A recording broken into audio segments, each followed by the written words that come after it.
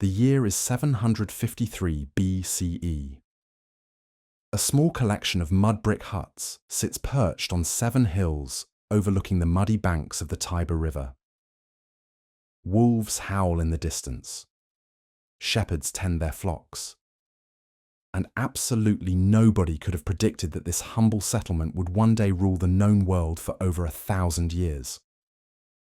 What you're about to witness is the most extraordinary story of human ambition ever told, the rise and fall of the Roman Empire. A tale so epic, so brutal, and so magnificent that it reads like fiction. Yet every word is carved in stone and written in blood. From a tiny city-state to an empire stretching from the fog-covered hills of Britain to the scorching deserts of Egypt, from the Atlantic Ocean to the Persian Gulf, Rome didn't just conquer the world, it transformed it.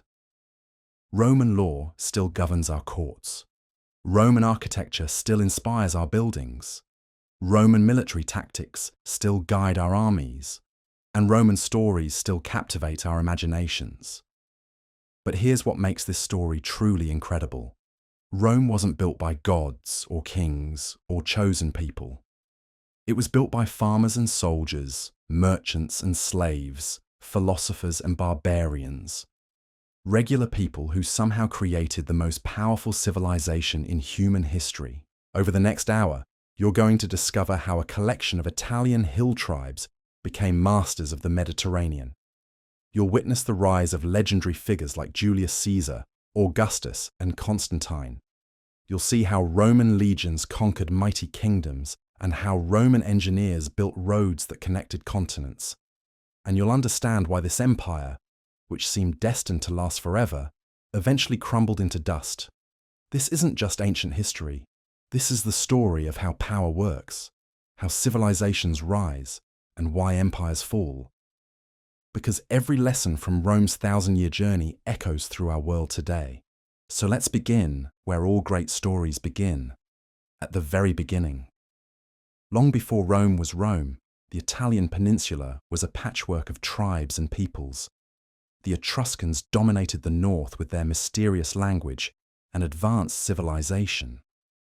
Greek colonies dotted the southern coast, bringing philosophy and democracy from Athens. Celtic tribes roamed the northern mountains. And scattered throughout central Italy lived various Latin-speaking peoples who would eventually unite under one name. Legend tells us that Rome was founded by twin brothers, Romulus and Remus, who were raised by a she-wolf after being abandoned as infants. According to the story, these brothers decided to build a city, but argued over its location. In a fit of rage, Romulus killed his brother and declared himself the first king of Rome. Whether this tale is true or not, it captures something essential about the Roman character. From the very beginning, Rome was forged through violence, ambition, and the ruthless pursuit of power. Archaeological evidence paints a more mundane but equally fascinating picture. Around the 8th century BCE, small farming communities began clustering together on the hills around the Tiber River. These early Romans were cattle herders and grain farmers. They lived in simple wooden houses with thatched roofs. They worshipped gods of the harvest and the hearth, and they had no idea they were laying the foundation for an empire that would span continents. What made Rome different from its neighbours wasn't superior technology or divine favour. It was something far more practical and deadly effective.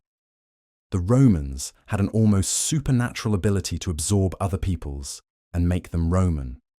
When they conquered a city, they didn't just loot it and leave. They offered the defeated population a choice: submit to Roman rule and eventually become Roman citizens, or face complete destruction. This wasn't mercy. It was genius.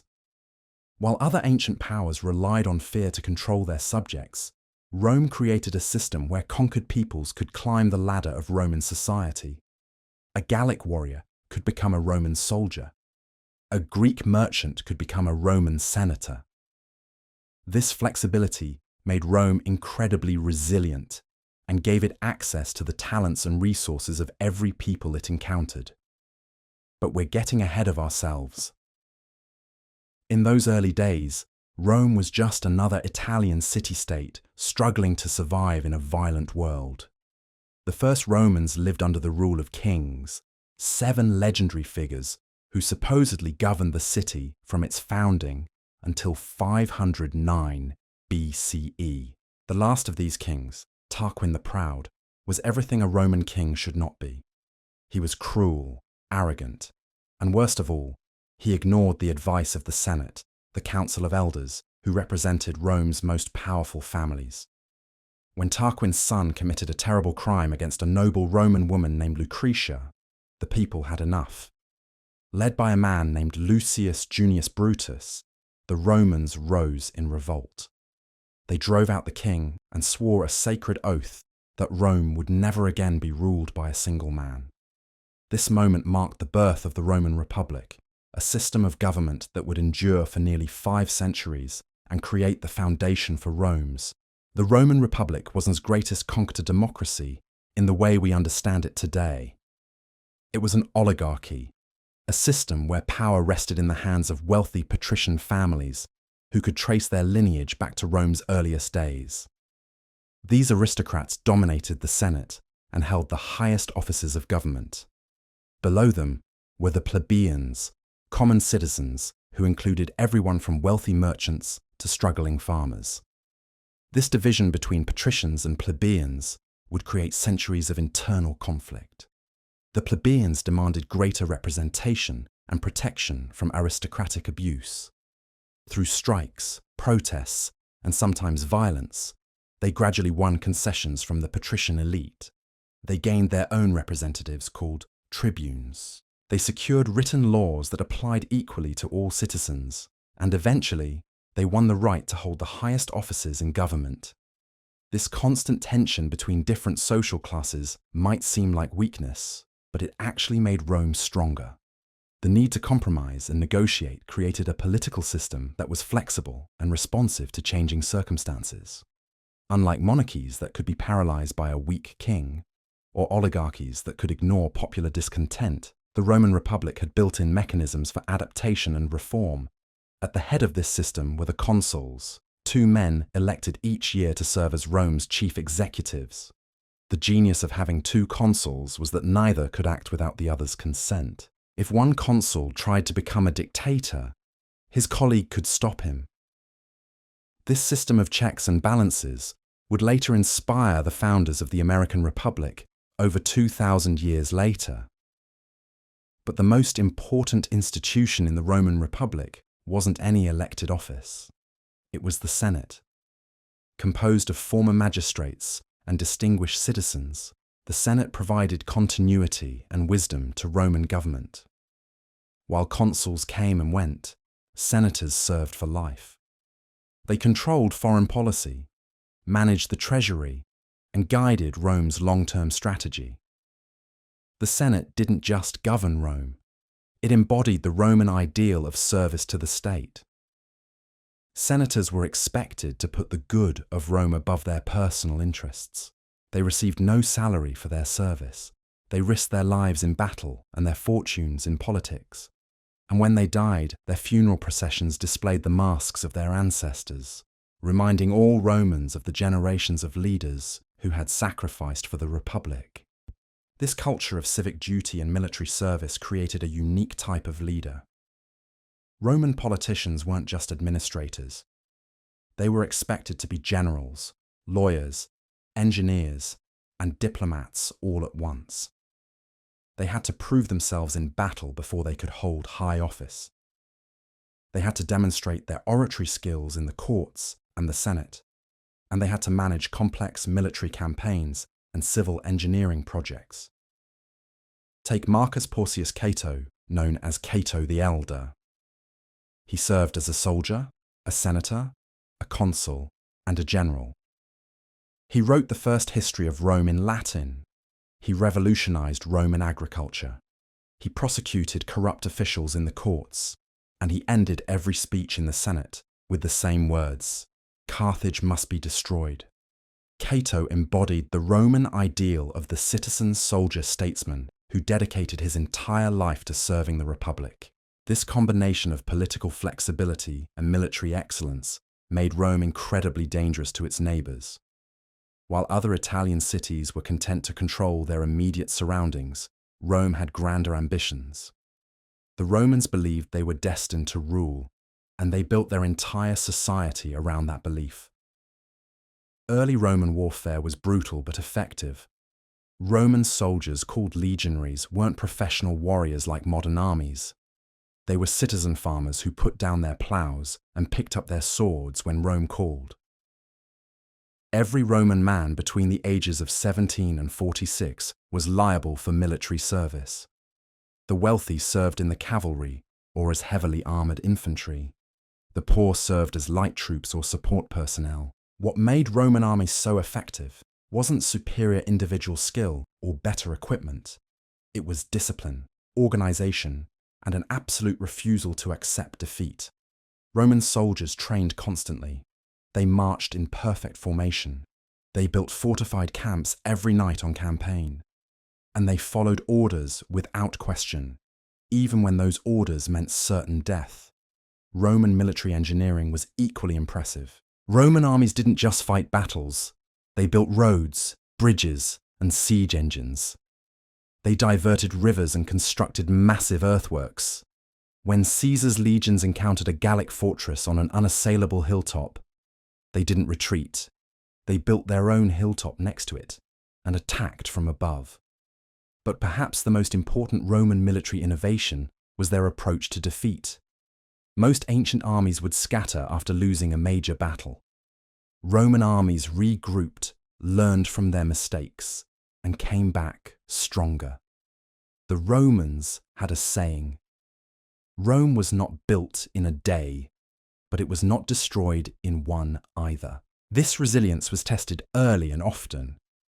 Rome's first major conflicts were with its Italian neighbors, tribes and cities that viewed the growing Roman power with suspicion and fear. The Aequi, the Volsci, the Sabines, and dozens of other peoples fought desperately to maintain their independence. One by one, they fell to Roman determination and military superiority. The pattern was always the same. Rome would demand submission. The enemy would refuse.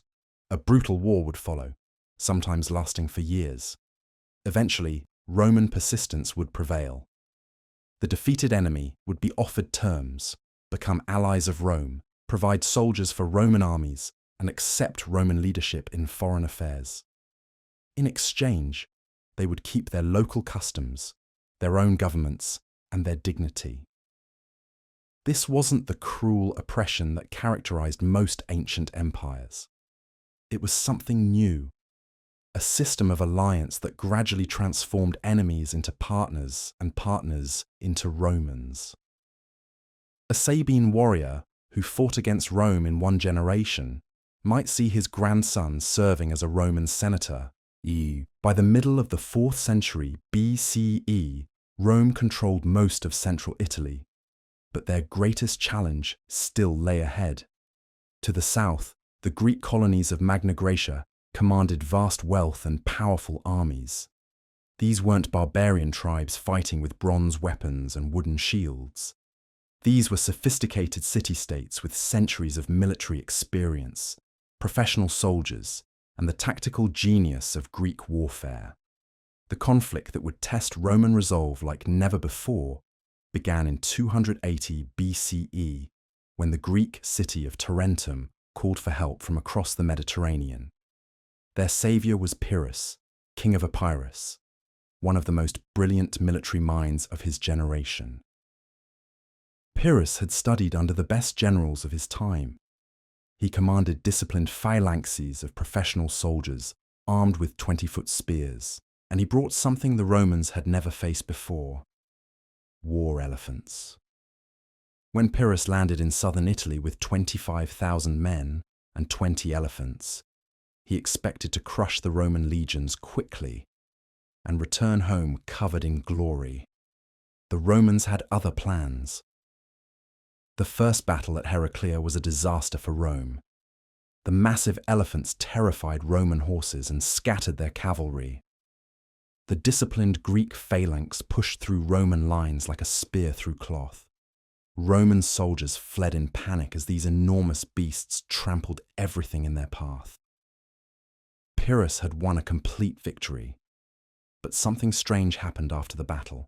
Instead of surrendering or negotiating, the Romans simply raised another army. When Pyrrhus offered generous peace terms, the Senate rejected them.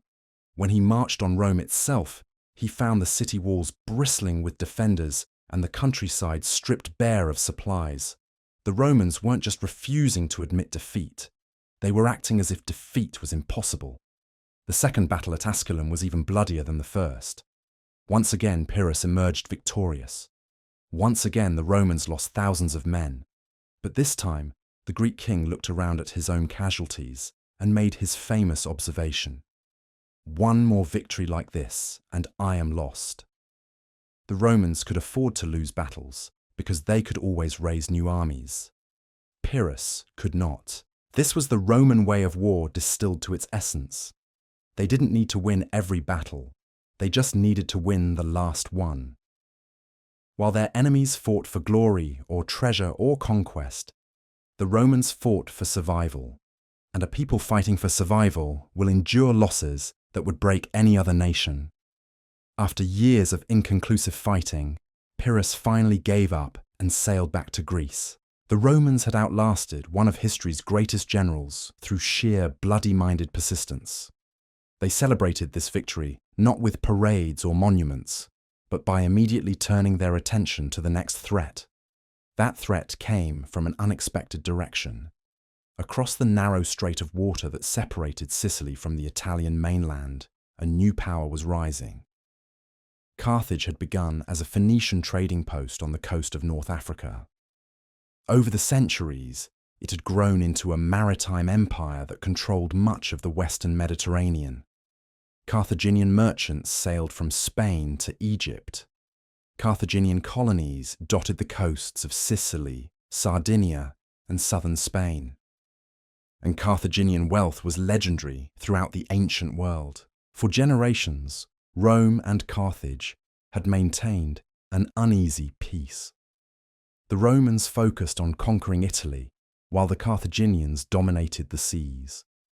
But as Roman power grew and Carthaginian ambitions expanded, conflict became inevitable. The spark came from Sicily, where Greek cities, Carthaginian colonies, and indigenous peoples had been fighting for centuries. When the Mamertines, a group of Italian mercenaries, seized the city of Messana and asked for Roman protection, the Senate faced a momentous decision. Helping the Mamertines meant war with Carthage. Ignoring their plea meant allowing Carthaginian control of the strait between Sicily and Italy. After intense debate, the Romans chose war. The First Punic War began in 264 BCE and would last for 23 years. It was unlike any conflict the Romans had ever fought. Previous wars had been decided by land battles between infantry armies. This war would be won or lost on the sea, and the Romans had virtually no navy. What happened next demonstrates everything that made Rome great and terrible. Faced with Carthaginian naval superiority, the Romans didn't negotiate or retreat. They built a fleet. They had never constructed warships before, so they captured a Carthaginian vessel that had run aground and used it as a model. They had no experienced admirals, so they appointed their best generals to command at sea. They had no naval traditions, so they invented new tactics. The Roman solution to naval warfare was characteristically direct and brutal. Since they couldn't outmaneuver Carthaginian ships, they would turn sea battles into land battles. They equipped their vessels with boarding bridges called corvus that could lock onto enemy ships. When Roman and Carthaginian fleets met, Roman marines would charge across these bridges and fight hand-to-hand on enemy decks. It worked. At the Battle of Mylae in 260 BCE, the Romans destroyed a Carthaginian fleet using these tactics. Suddenly, the masters of the Mediterranean found themselves facing an enemy that could match them on their own element. The war dragged on as both sides poured resources into increasingly desperate campaigns. Roman losses were staggering. entire fleets were destroyed by storms. Expeditions to Africa ended in disaster. The Roman treasury was bankrupted multiple times, but the Romans kept building new fleets and training new crews. They absorbed losses that would have ended any other war and kept fighting. The Carthaginians, despite their wealth and naval expertise, couldn't match this level of determination. Their empire was built on trade and profit. When the costs of war exceeded the potential benefits, Carthaginian merchants began to question whether Sicily was worth the price. Roman farmers had no such luxury. They were fighting for their homeland and their way of life. The war finally ended in 241 BCE, when a Roman fleet destroyed the last Carthaginian navy off the Aegates Islands. Carthage sued for peace and agreed to abandon Sicily entirely. Rome had won its first overseas territory and established itself as a Mediterranean power. But this victory came at a terrible cost. Hundreds of thousands of Romans had died. The Italian countryside was devastated. The Roman treasury was empty. Yet somehow this near-catastrophic victory made Rome stronger. The Romans had learned they could defeat any enemy if they were willing to pay the price. They had developed naval capabilities that made them masters of the sea, and they had acquired their first taste of overseas empire. Sicily became Rome's first province, a territory governed directly by Roman officials rather than through local allies. This marked a fundamental change in Roman thinking. No longer were they simply the dominant power in Italy. They were becoming an imperial power with global ambitions. The breathing space between the First and Second Punic Wars lasted only 23 years. During this time, both Rome and Carthage prepared for the inevitable rematch. The Romans consolidated their control over northern Italy and established colonies throughout the peninsula. The Carthaginians, led by the brilliant general Hamilcar Barca, conquered much of Spain and built a new power base far from Roman interference. Hamilcar's strategy was simple and ruthless. Since Carthage had lost Sicily, he would give his people a new empire in Spain. The silver mines of Iberia would fund Carthaginian recovery. Spanish warriors would fill Carthaginian armies. And when the time was right, this new Carthaginian empire would destroy Rome once and for all. Hamilcar died in battle in Spain, but his vision lived on in his son-in-law Hasdrubal and his sons Hannibal and Hasdrubal. These men had been raised on stories of Carthaginian defeat and Roman treachery. They had sworn sacred oaths to never make peace with Rome, and they possessed military talents that would soon terrorize the Roman world. The Second Punic War began in 218 BCE when Hannibal, now commanding Carthaginian forces in Spain, attacked the city of Saguntum. This Spanish city was a Roman ally, and its destruction meant war. But Hannibal had no intention of fighting a defensive war in Spain or Africa. He planned something so audacious that even his own officers thought he was insane. Hannibal would march from Spain to Italy. He would cross the Pyrenees, traverse the hostile territories of Gaul, and somehow get his army over the Alps in winter. Then he would invade Italy with an army of Africans, Spaniards, and Gauls, defeat the Roman legions on their home ground, and destroy the Roman Confederacy from within. The plan was brilliant, desperate, and nearly impossible.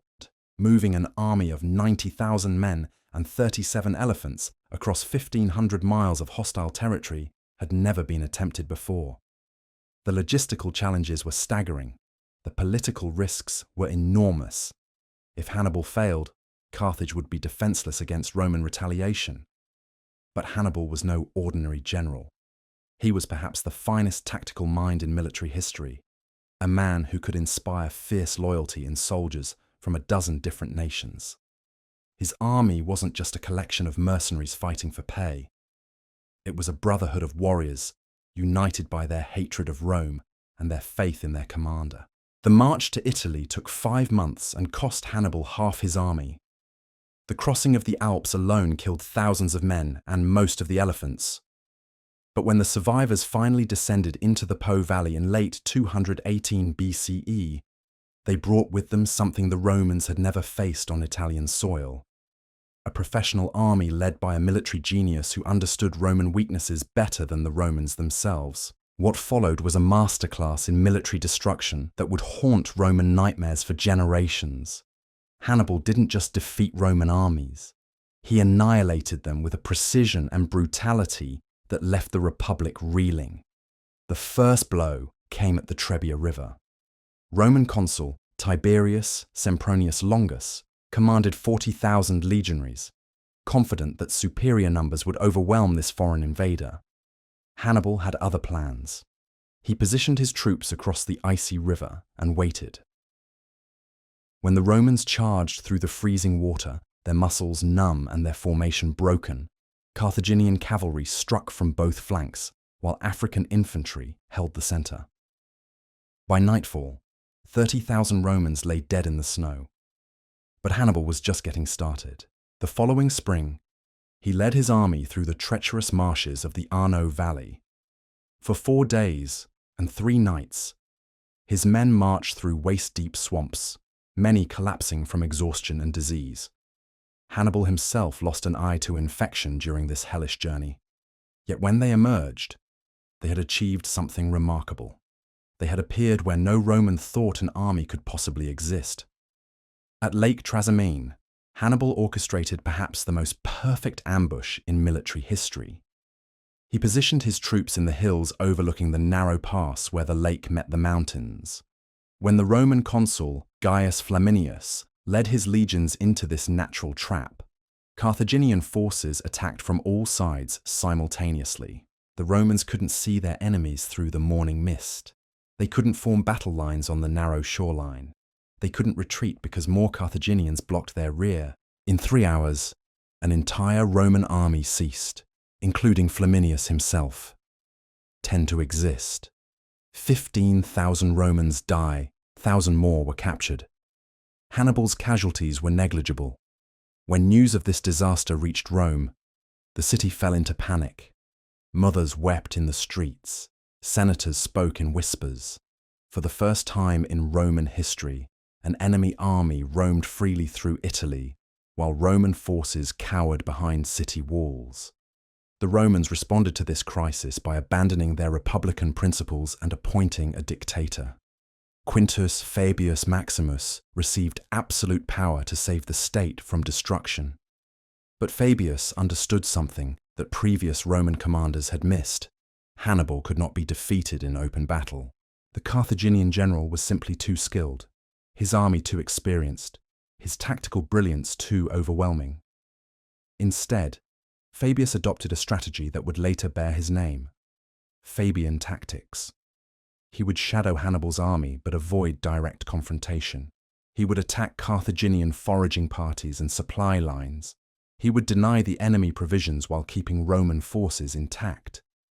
It was a strategy of patience, attrition, and calculated cowardice that earned Fabius the nickname the Delayer. Many Romans despised this approach. They saw it as unworthy of their martial traditions. Roman honor demanded that they meet their enemies in honest combat, not skulk around the countryside like bandits.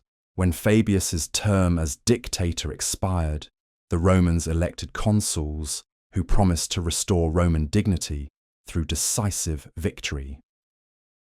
Marcus Terentius Varro and Lucius Aemilius Paulus commanded the largest army Rome had ever assembled, 86,000 men drawn from across the Italian peninsula. This massive force represented not just Roman strength, but the loyalty of Rome's Italian allies. Latins, Campanians, Etruscans, and dozens of other peoples had contributed soldiers to this ultimate effort against Hannibal. The two armies met on the plains near the town of Cannae on August 2nd, 216 BCE. What happened there would be studied by military academicians for over 2,000 years as the most perfect example of tactical genius ever recorded. Hannibal deployed his forces in a carefully calculated formation. He placed his weakest troops, Gallic and Spanish infantry, in the center of his line. His strongest units, African veterans armed with Roman equipment taken from previous victories, anchored both flanks. His cavalry, the finest in the ancient world, protected his wings and prepared to exploit any opportunity. The Roman plan was straightforward. Use superior numbers to smash through Hannibal's centre, then roll up his flanks. Varro packed his legions into a dense formation and ordered a direct assault. For a moment, it seemed to work. The Carthaginian centre began to buckle under Roman pressure. Gallic warriors retreated in apparent disorder, while Roman legionaries pushed deeper into enemy territory. But this was exactly what Hannibal had planned.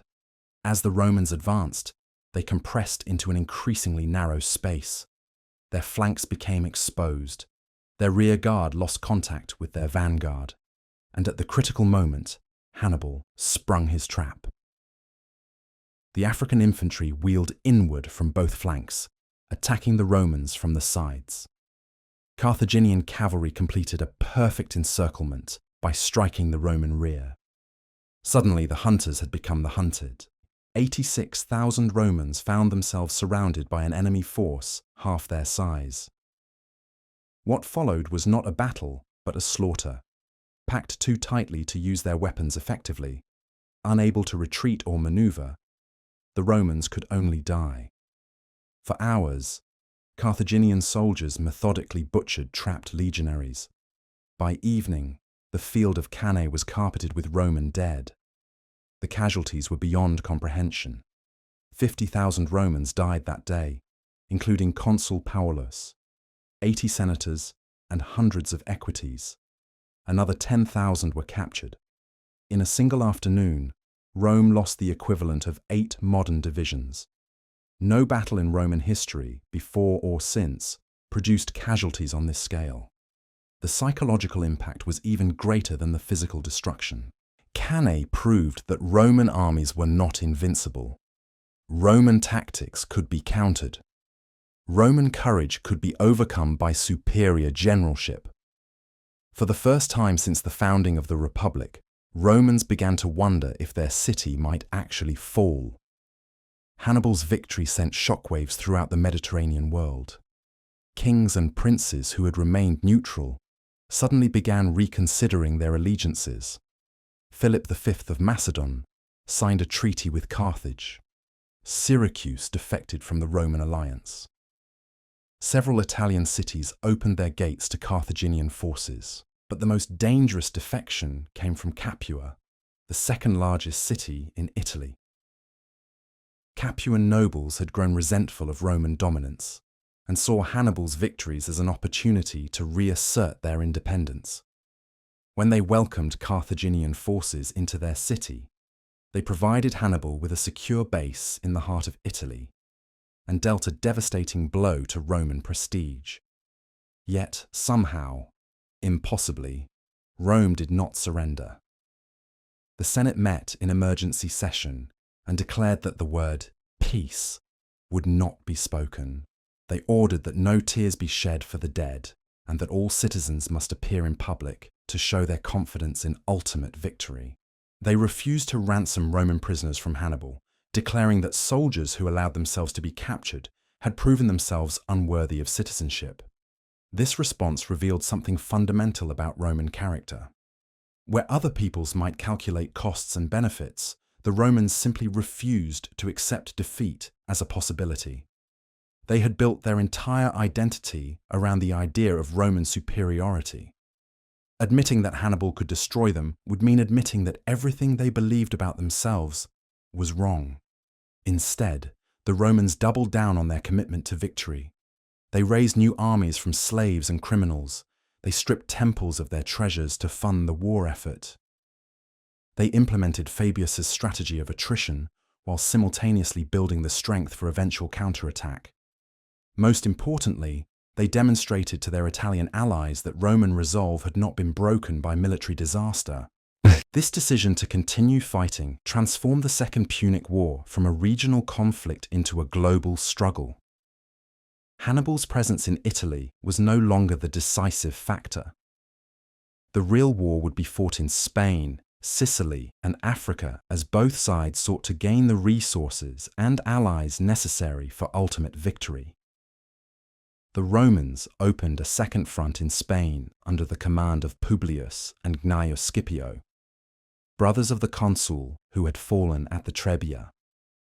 Their mission was to prevent Carthaginian reinforcements from reaching Hannibal while building Roman strength for future operations.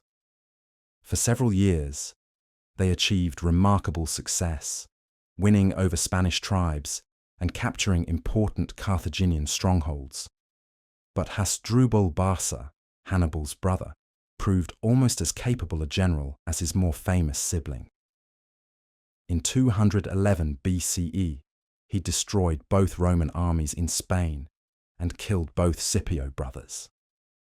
Suddenly, Carthaginian control of Iberia seemed secure, and the possibility of Hasdrubal marching to Italy with reinforcements became terrifyingly real. The Romans responded by sending a young general named Publius Cornelius Scipio to take command in Spain.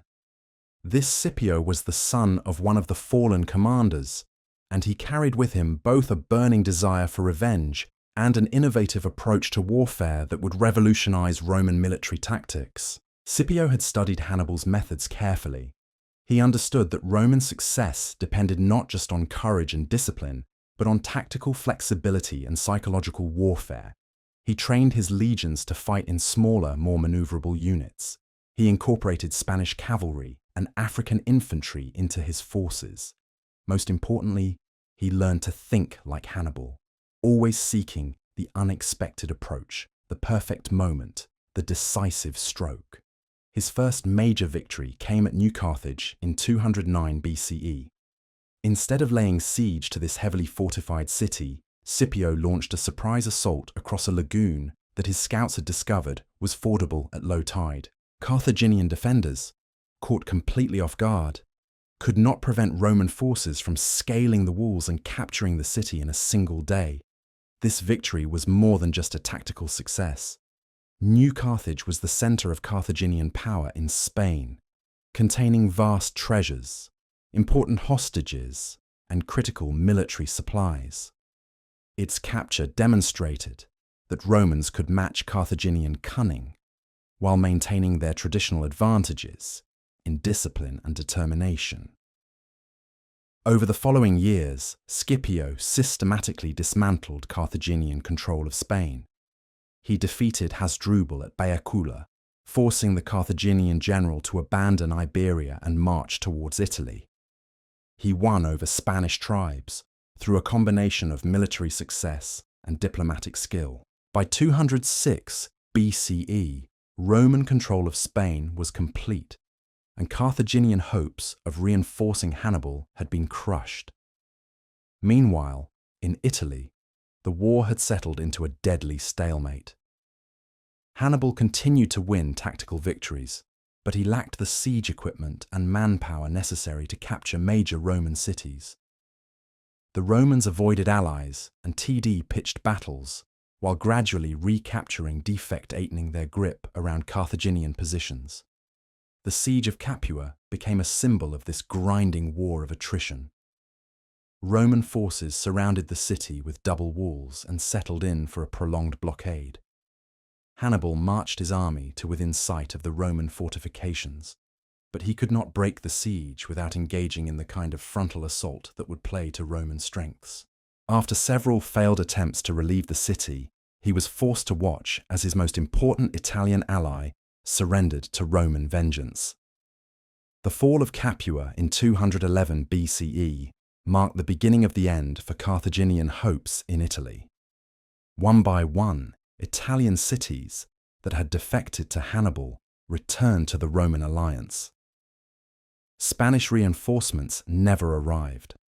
African support dwindled as Roman naval power disrupted Carthaginian supply lines. But the decisive blow came not in Italy, but in Africa itself. In 204 BCE, Scipio landed on the coast of North Africa with a veteran army fresh from victories in Spain. His strategy was breathtakingly audacious. Instead of continuing the defensive war in Italy, he would carry the fight to Carthage itself and force Hannibal to abandon his Italian campaign. The Carthaginian response was immediate and desperate. They recalled Hannibal from Italy after 16 years of campaigning. They assembled their largest army ever, combining Carthaginian citizens, African allies, and Italian veterans who had served under Hannibal since crossing the Alps. The fate of both civilizations would be decided in a single battle on African soil. The two greatest generals of their generation finally faced each other at Zama in 202 BCE. Hannibal, despite his legendary reputation, was fighting under severe disadvantages. His army was a mixture of different nationalities with limited time to train together. His cavalry, traditionally his strongest weapon, was outnumbered by Roman and Numidian horsemen. Most critically, he was facing an opponent who had learned from every Carthaginian victory and adapted Roman tactics accordingly.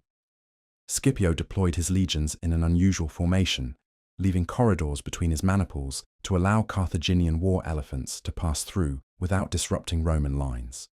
When Hannibal's elephants charged, they either fled to the flanks or ran harmlessly between Roman units. The psychological weapon that had terrorized Roman armies for decades proved useless against a commander who understood how to counter it. The infantry battle was fierce but brief. Roman legions, now veterans of campaigns in Spain and Africa, proved superior to Hannibal's hastily assembled forces. But the decisive moment came when Roman and allied cavalry, having routed their Carthaginian counterparts, returned to strike Hannibal's army from behind. The master of encirclement found himself surrounded by enemies using his own tactics against him. Hannibal's defeat at Zama was complete and final. 20,000 Carthaginians died on the battlefield. 20,000 more were captured. The general, who had never lost a battle in Italy, was decisively beaten by a Roman commander who had studied his methods and improved upon them. The Second Punic War ended with Carthage's complete submission. The once mighty maritime empire was reduced to a small territory around its capital city. Its fleet was burned. Its war elephants were slaughtered. Its Spanish empire was transferred to Roman control. And it was forbidden from waging war without Roman permission. Rome had survived its greatest test and emerged stronger than ever. The victory over Hannibal proved that Roman determination could overcome any enemy, no matter how skilled or dangerous. But more than that, it demonstrated that Rome was no longer just another Mediterranean power. It was the Mediterranean power, destined to dominate the ancient world. The consequences of this victory would reshape the entire region. With Carthage neutralized, no force remained that could challenge Roman expansion. The kingdoms of the East, weakened by generations of warfare among themselves, would soon discover that the Romans who had defeated Hannibal possessed both the military strength and the political will to impose their authority across 3 continents. The Roman Republic had entered the Second Punic War as the dominant power in Italy. It emerged as the master of the Western Mediterranean and the heir to Alexander the Great's empire in the East. The next century would see Roman legions marching from the Atlantic to the Euphrates, carrying Roman law, Roman culture, and Roman ambition to every corner of the known world. But this transformation from Italian city-state to global empire would bring its own challenges.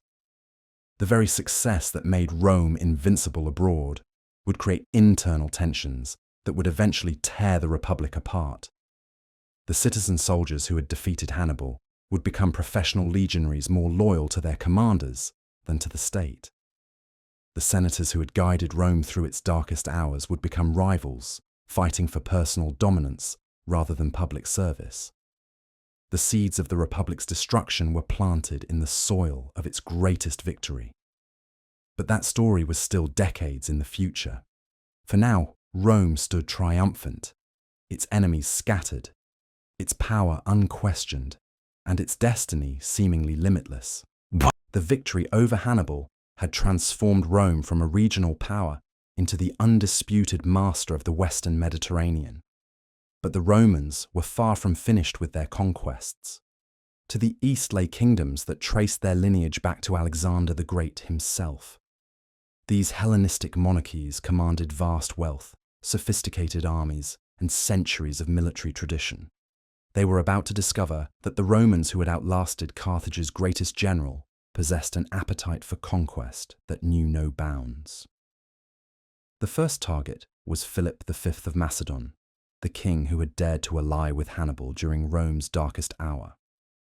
Philip ruled the kingdom that had once belonged to Alexander the Great, and he commanded phalanxes that could trace their tactical heritage back to the greatest conqueror in history. His soldiers fought with 18-foot spears called sarissas, forming an impenetrable wall of bronze and iron that had dominated Mediterranean battlefields for 3 centuries. The Romans cared nothing for tradition or reputation. When their legions met Philip's phalanxes at Cynocephalae in 197 BCE, they demonstrated why flexibility defeats rigidity every time. The Macedonian phalanx was magnificent on level ground, but Roman maniples could adapt to broken terrain and changing circumstances. While Philip's men struggled to maintain their formation on the rolling hills of Thessaly, Roman centurions led their troops around the flanks and struck where the long spears could not reach. The battle was over in hours. 8,000 Macedonians lay dead, and Philip's legendary phalanx was shattered forever. Macedonia, the kingdom that had conquered the Persian Empire, was reduced to a Roman client state. The Romans had announced their arrival in the east with characteristic brutality and efficiency. But Philip's defeat was merely the opening act of a much larger drama. The Seleucid Empire, stretching from modern-day Turkey to the borders of India, was ruled by Antiochus III, a king who styled himself the Great in conscious imitation of Alexander. Antiochus commanded resources that dwarfed anything the Romans had previously encountered. His empire contained some of the richest cities in the world. His armies included everything from Celtic warriors to Indian war elephants to Persian heavy cavalry. More dangerous still, Antiochus had formed an alliance with Hannibal himself.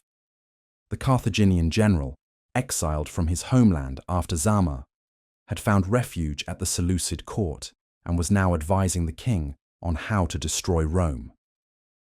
The prospect of facing Hannibal again, this time backed by the unlimited resources of the eastern Mediterranean, should have terrified the Romans. Instead, they declared war without hesitation. The Senate had learned an important lesson from the Second Punic War. It was better to fight enemies far from Italy than to wait for them to bring the war to Roman soil. When Antiochus crossed into Greece with a massive army, Roman legions were already marching to meet him. The confrontation came at Thermopylae, the same narrow pass where 300 Spartans had once held off the Persian Empire. Antiochus positioned his forces across the pass, confident that the Romans could not break through his prepared positions. He had forgotten that Romans were engineers as well as soldiers. While the main Roman army pinned Antiochus in the pass, a detachment of legionaries climbed the mountain paths that the Persians had once used to outflank the Spartans. When these Romans appeared on the heights behind the Seleucid army, Antiochus's carefully planned defense collapsed into chaotic retreat. The king, who called himself the Great, fled the battlefield, abandoning his army and his reputation. But the Romans weren't content with simply driving Antiochus out of Europe. They pursued him across the Aegean Sea into Asia itself, carrying Roman standards into territories that no Western army had entered since Alexander's conquests 3 centuries earlier. The final battle came at Magnesia in 190 BCE, where Roman discipline once again proved superior to Eastern magnificence. Antiochus deployed every weapon in his arsenal. War elephants charged the Roman lines. Scythed chariots swept across the battlefield. Persian cataphracts thundered forward in their scale armor. For a moment, it seemed as if the combined military traditions of the East might overwhelm Roman steadfastness. But Roman soldiers had faced elephants before at Zama. They had fought chariots in Gaul. They had broken cavalry charges in Spain.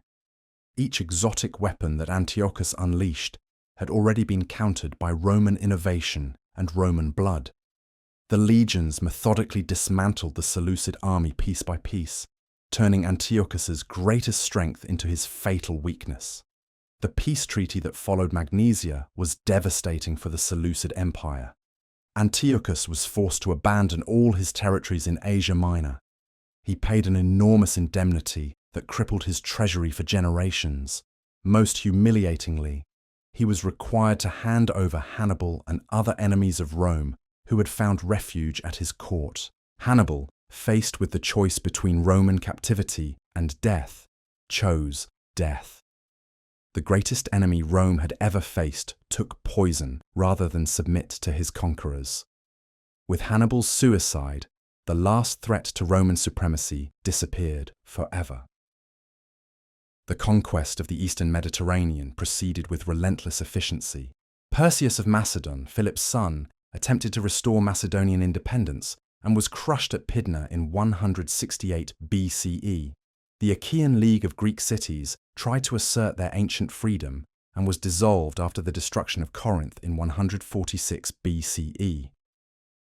The kingdom of Pergamon was simply bequeathed to Rome by its last king, who apparently believed that voluntary submission was preferable to inevitable conquest. Each victory brought new wealth flooding into Rome. The treasury overflowed with gold and silver. Roman merchants established trading networks that spanned 3 continents. Art treasures from conquered cities decorated Roman temples and private villas. Slaves, by the hundreds of thousands, labored in Roman fields and workshops. This sudden influx of wealth transformed Roman society in ways that no one had anticipated.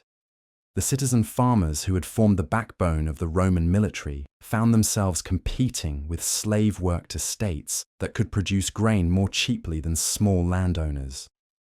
Many sold their farms and migrated to Rome, where they joined a growing urban population dependent on subsidized food and public entertainment. The Roman aristocracy, enriched by conquest and provincial commands, began to live like Eastern kings. They built palatial homes filled with Greek art and Persian luxury. They imported exotic foods from across the empire. They competed with each other in displays of magnificence that would have scandalized earlier generations of Romans. Most dangerously, the military system that had conquered the world began to evolve in directions that threatened the Republic itself. The old citizen militia was gradually replaced by professional soldiers who served for decades under the same commanders. These legionaries were more skilled and experienced than their predecessors, but they were also more loyal to their generals than to the state. The first sign of this dangerous trend came in 107 BCE, when Gaius Marius was elected consul and soldiers from the urban poor. These men had no authorized to recruit farms to return to and no source of income except military service. They looked to their commanders for land grants and bonuses that only successful generals could provide. The stage was set for ambitious politicians to use their armies as personal weapons in the struggle for power.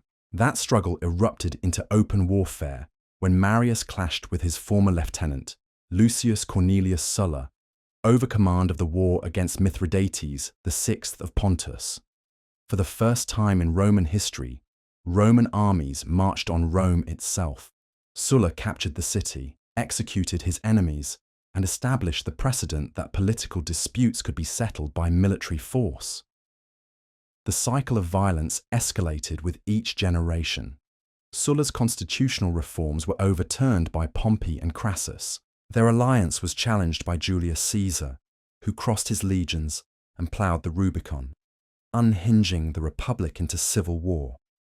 The old system of collective leadership and shared power crumbled under the weight of personal ambition and military loyalty. Yet even as the Republic destroyed itself through internal conflict, Roman power continued to expand. Caesar conquered Gaul, adding modern France, Belgium and parts of Germany to the empire. Pompey's earlier campaigns had brought Syria and large portions of Asia Minor under Roman control. Crassus, seeking military glory to match his rivals, died attempting to conquer Parthia, but his defeat only delayed Roman expansion eastward. The most remarkable aspect of these conquests was how thoroughly Roman they became. Unlike earlier empires that merely extracted tribute from subject peoples, Rome transformed its provinces into extensions of Roman civilization. Roman law replaced local customs. Latin became the language of government and commerce. Roman cities with forums, temples, and amphitheatres rose throughout the Mediterranean world. This process of Romanization was not imposed by force alone, though Roman military power certainly encouraged cooperation. The Romans offered something that previous conquerors had not: a path to full membership in the ruling civilization. A Gallic warrior's son could become a Roman citizen. A Greek merchant's grandson could serve in the Senate. A Spanish farmer's great-grandson could become emperor.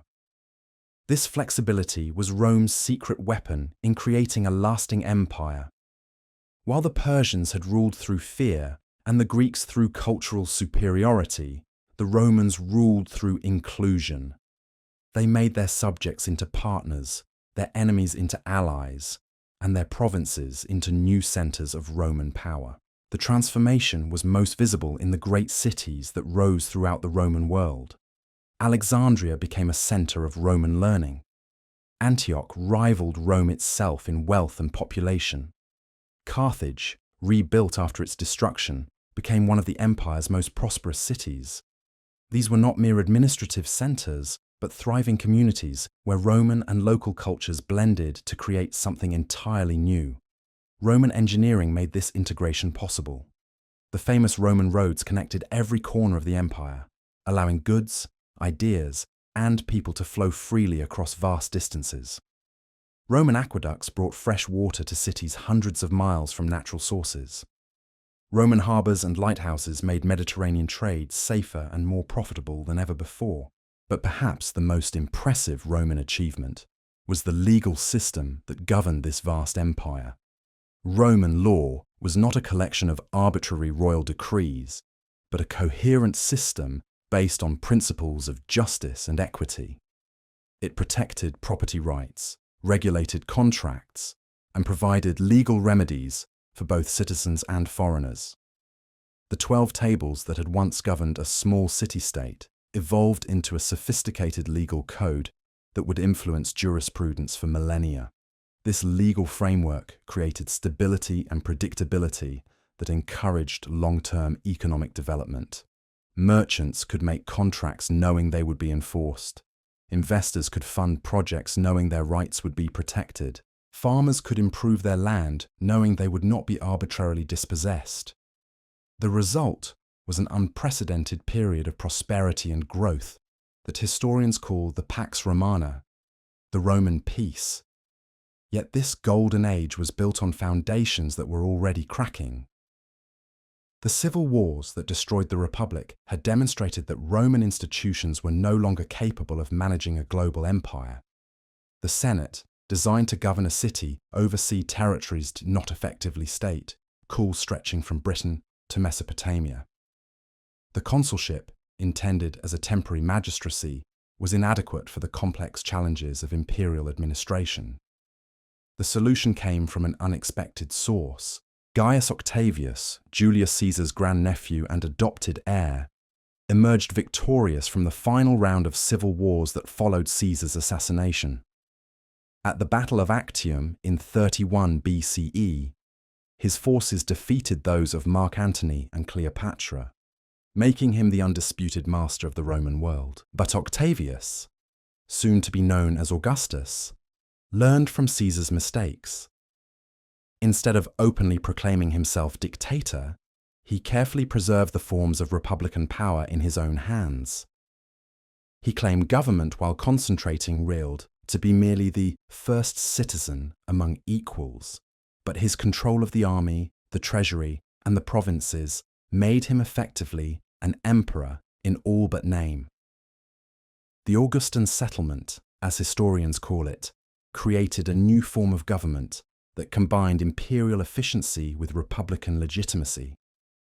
Augustus retained the Senate and the traditional magistrates, but he ensured that all important decisions required his approval. He maintained the fiction that he was restoring the Republic while actually transforming it into something entirely different. This political revolution was accompanied by a cultural renaissance that would define Roman civilization for centuries to come. Augustus patronized poets like Virgil and Ovid, historians like Livy, and architects like Vitruvius. The Aeneid, Virgil's epic poem celebrating Rome's destiny to rule the world, became the unofficial national epic. The works of these Augustan authors would be read and studied long after the empire itself had fallen. Augustus also launched an ambitious building program that transformed Rome from a city of brick into a city of marble. The Forum of Augustus, the Theatre of Marcellus, and the Mausoleum of Augustus proclaimed the new regime's permanence and grandeur. Throughout the empire, similar projects announced that a new age had begun, an age of peace, prosperity, and Roman greatness. The success of Augustus's reign established the pattern that would govern the empire for the next 3 centuries. Competent emperors like Trajan, Hadrian, and Marcus Aurelius would expand the borders, build magnificent monuments, and maintain the Pax Romana. Incompetent emperors like Caligula, Nero, and Commodus would be removed by assassination or civil war. But the imperial system itself, Trajan's, would endure. Under these emperors, the Roman Empire reached its greatest territorial extent. Dacia and Mesopotamia pushed conquests into Roman borders to the Carpathian Mountains and the Persian Gulf. Hadrian's Wall marked the northern frontier in Britain. The Rhine and Danube rivers formed barriers against Germanic tribes. From the Sahara Desert to the Scottish Highlands, Roman eagles cast their shadow over the known world. This vast empire was held together by a combination of military might, administrative efficiency, and cultural attraction. The Roman legions, now permanent professional forces stationed along the frontiers, discouraged external enemies from testing Roman strength. Roman governors, backed by imperial authority, maintained order and collected taxes with ruthless efficiency. Roman civilization, with its theatres, baths, and schools, attracted local elites who found it profitable to become Roman.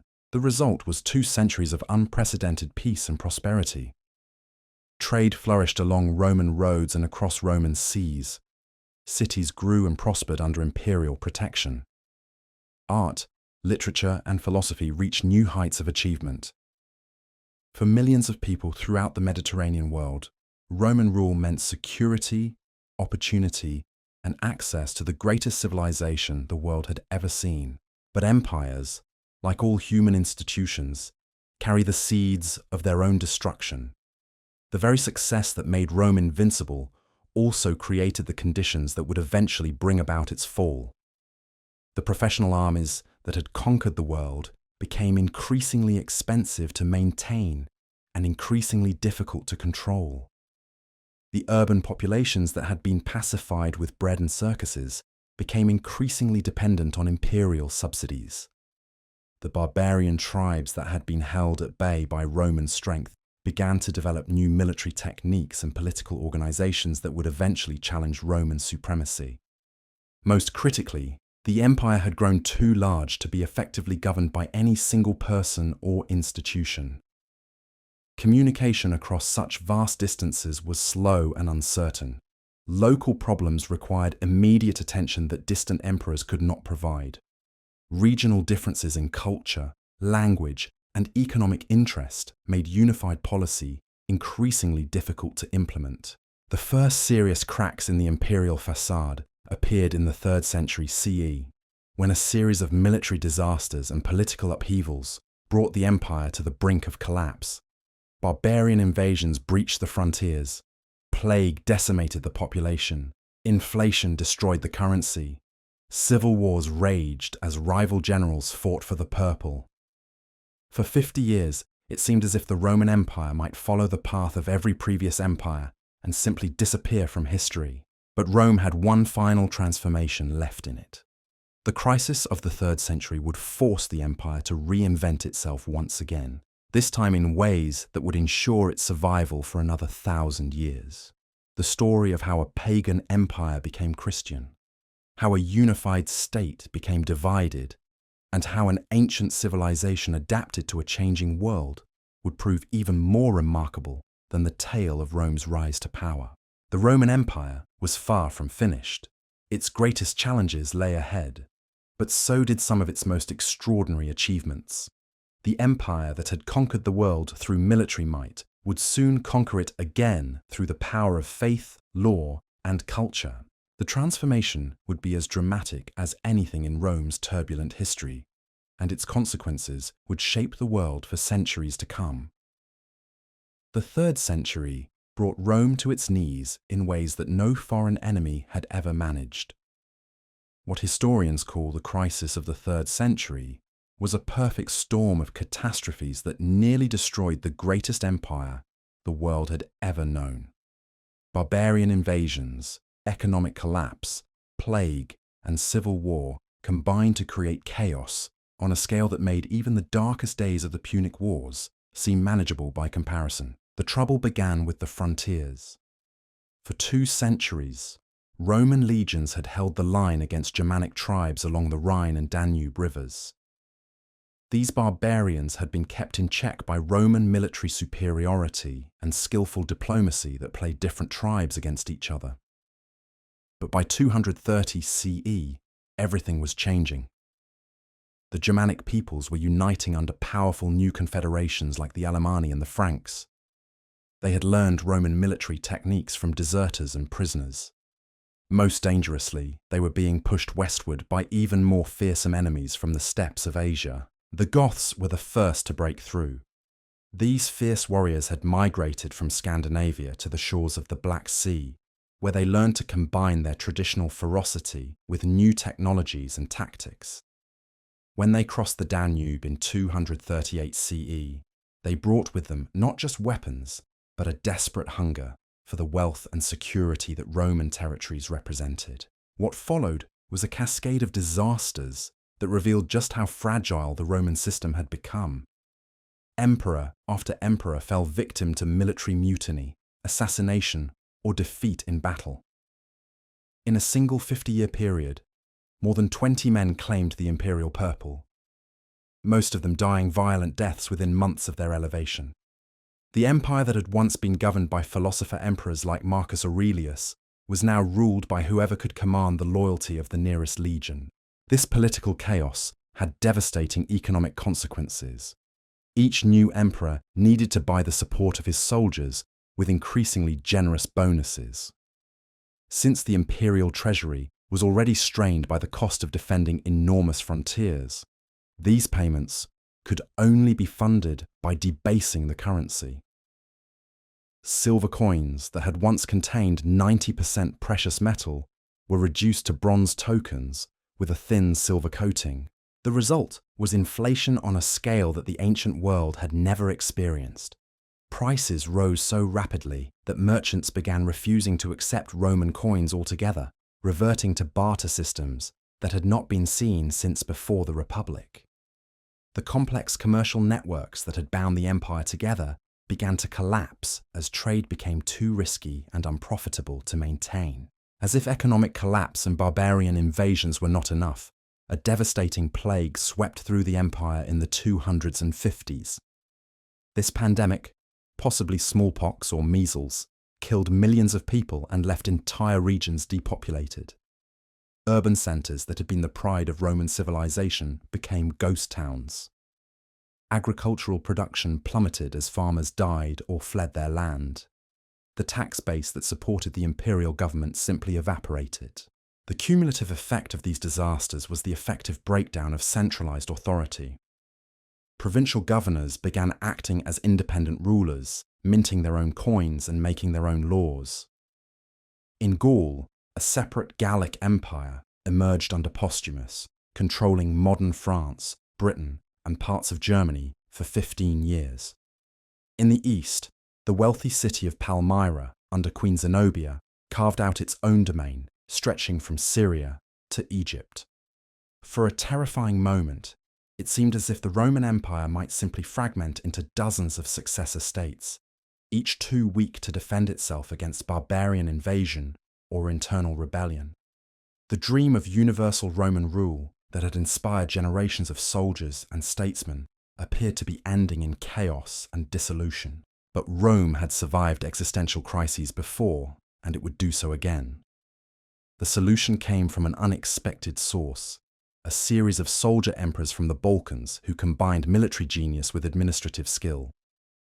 These men, including Claudius Gothicus, Aurelian, and Diocletian, understood that saving the empire required more than just military victories. It demanded fundamental reforms that would transform Roman government for the challenges of a new age. The first priority was military reform. The old system of frontier defense, based on static legions manning fortified boundaries, had proven inadequate against the new barbarian threat. Instead, the Romans developed a defense in depth that combined border troops with mobile field armies, capable of rapid response to emergencies. These new forces were smaller and more flexible than the traditional legions, but they were also more professional and effective. Equally important was the expansion of the army to include barbarian allies and mercenaries. Romans had always been pragmatic about recruiting foreign soldiers, but the crisis of the 3rd century forced them to rely on Germanic warriors to an unprecedented degree. Entire tribes were settled within Roman territory in exchange for military service. Barbarian chieftains were given Roman ranks and integrated into the command structure. This policy was controversial and risky. Traditional Romans worried that they were inviting their enemies inside the gates, but the alternative was military collapse, and the soldier emperors chose survival over purity. The resulting army was less distinctively Roman than its predecessors, but it was also more diverse, adaptable, and effective against the enemies Rome now faced. Administrative reform was equally crucial. Diocletian, who ruled from 284 to 305 CE, recognized that the empire had grown too large and complex for any single individual to govern effectively. His solution was the tetrarchy, a system that divided imperial authority among 4 rulers, 2 senior emperors called Augusti, and 2 junior partners called Caesars. Each member of the tetrarchy controlled a specific region and was responsible for its defense and administration. The system ensured that imperial attention could be focused on local problems while maintaining overall unity of command. It also provided for orderly succession, as junior partners would automatically replace their seniors in a predetermined rotation. The tetrarchy was a radical departure from traditional Roman concepts of monarchy, but it worked brilliantly. Diocletian's reign saw the reconquest of Britain from a usurper named Carausius, the suppression of rebellions in Egypt and Gaul, and successful campaigns against Persian and barbarian enemies. For the first time in generations, the empire's frontiers were secure and its government was stable. But Diocletian's most important reform was economic. He recognized that the empire's financial crisis could not be solved by traditional methods. Instead of continuing to debase the currency, he introduced a new gold coin called the solidus that would maintain its purity and value for centuries. He implemented price controls to combat inflation. Most controversially, he restructured the tax system to extract more revenue from the wealthy classes who had previously found ways to avoid their obligations. These reforms came at a heavy price. The new military and administrative systems required more personnel and resources than ever before. Tax rates reached levels that would have been unthinkable during the early empire. The government intervened in economic activity to a degree that stifled private initiative and entrepreneurship. But the alternative was collapse, and most Romans accepted the trade-off. Better to live under an oppressive but effective government than to face barbarian conquest or economic chaos. The empire that emerged from the crisis of the 3rd century was more authoritarian, more militarized, and more bureaucratic than its predecessor. But it was also more resilient. and better adapted to the challenges of its time. The transformation was not merely administrative but cultural and religious as well. The old Roman religion, with its emphasis on civic duty and traditional values, had proven inadequate to the spiritual needs of an empire in crisis. People sought new forms of meaning and comfort in mystery religions from the East, philosophical schools that promise personal salvation, and above all, in Christianity. The Christian Church had grown steadily throughout the first 3 centuries of imperial rule, despite periodic persecutions that sometimes reached savage intensity. By the time of the crisis, Christians formed a significant minority of the population, particularly in urban areas and among the educated classes. They offered something that traditional Roman religion could not: a universal message of hope that transcended ethnic and social boundaries. The final and most severe persecution came under Diocletian, who saw Christianity as a threat to the unity and stability he was trying to restore. But this attempt to eliminate the Church through systematic oppression only demonstrated its strength and resilience. Christians had developed sophisticated organizational structures, inspiring leadership, and an unshakable conviction that their faith would ultimately triumph. The persecutions ended abruptly in 313 CE, when Constantine, one of Diocletian's successors, issued the Edict of Milan, granting religious tolerance throughout the empire. Constantine's conversion to Christianity was one of the most momentous events in human history, transforming both the Roman Empire and the Christian Church in ways that neither could have anticipated. Constantine claimed that his victory over his rival Maxentius at the Battle of Milvian Bridge had been won under the sign of the Christian cross. Whether this was genuine religious conversion or calculated political strategy remains debated by historians, but the consequences were unmistakable. The emperor who controlled the Roman world was now a Christian, and Christianity would never again be the religion of a persecuted minority. The Christianization of the empire proceeded rapidly under Constantine and his successors. Churches rose in every major city, often built on the sites of former pagan temples.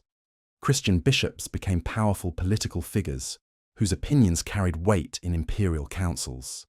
Christian values and perspectives began to influence Roman law, particularly in areas involving marriage, slavery, and the treatment of the poor. This transformation was not without controversy or resistance.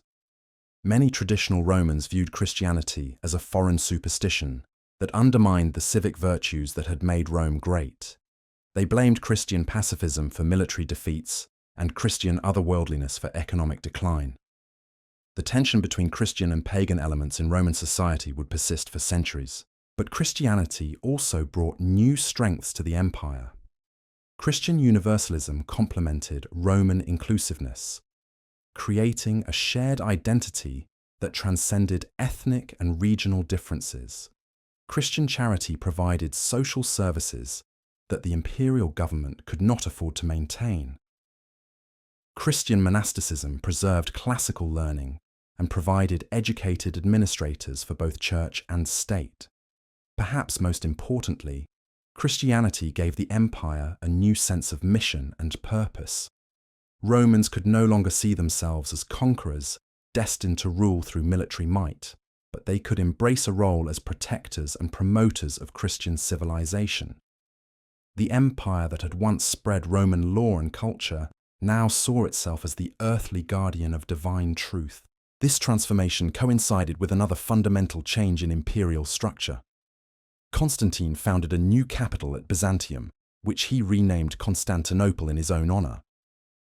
This new Rome was strategically located to control the vital link between Europe and Asia, but its creation also reflected the eastward shift in the empire's center of gravity.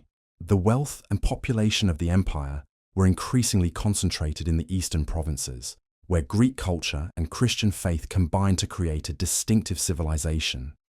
The western provinces, battered by barbarian invasions and economic decline, became increasingly difficult and expensive to defend. The political and military resources needed to maintain Roman rule in Gaul, Spain, and Britain were straining the empire's capabilities. The solution was another administrative innovation that would have profound consequences for world history. In 395 CE, the empire was formally divided between eastern and western halves, each ruled by its own emperor and administered by its own bureaucracy. This division was initially intended as a temporary expedient, but it became permanent as the two halves of the empire developed along increasingly different lines. The Western Roman Empire, ruled from Milan and later Ravenna, faced mounting pressure from Germanic tribes who were themselves being displaced by Hun migrations from the Asian steppes. The Visigoths, Ostrogoths, Vandals, and other peoples were no longer content to raid Roman territory and withdraw.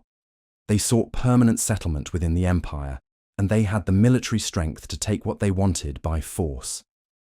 The sack of Rome by Alaric's Visigoths in 410 CE sent shockwaves throughout the civilized world. For 800 years, no foreign army had captured the Eternal City.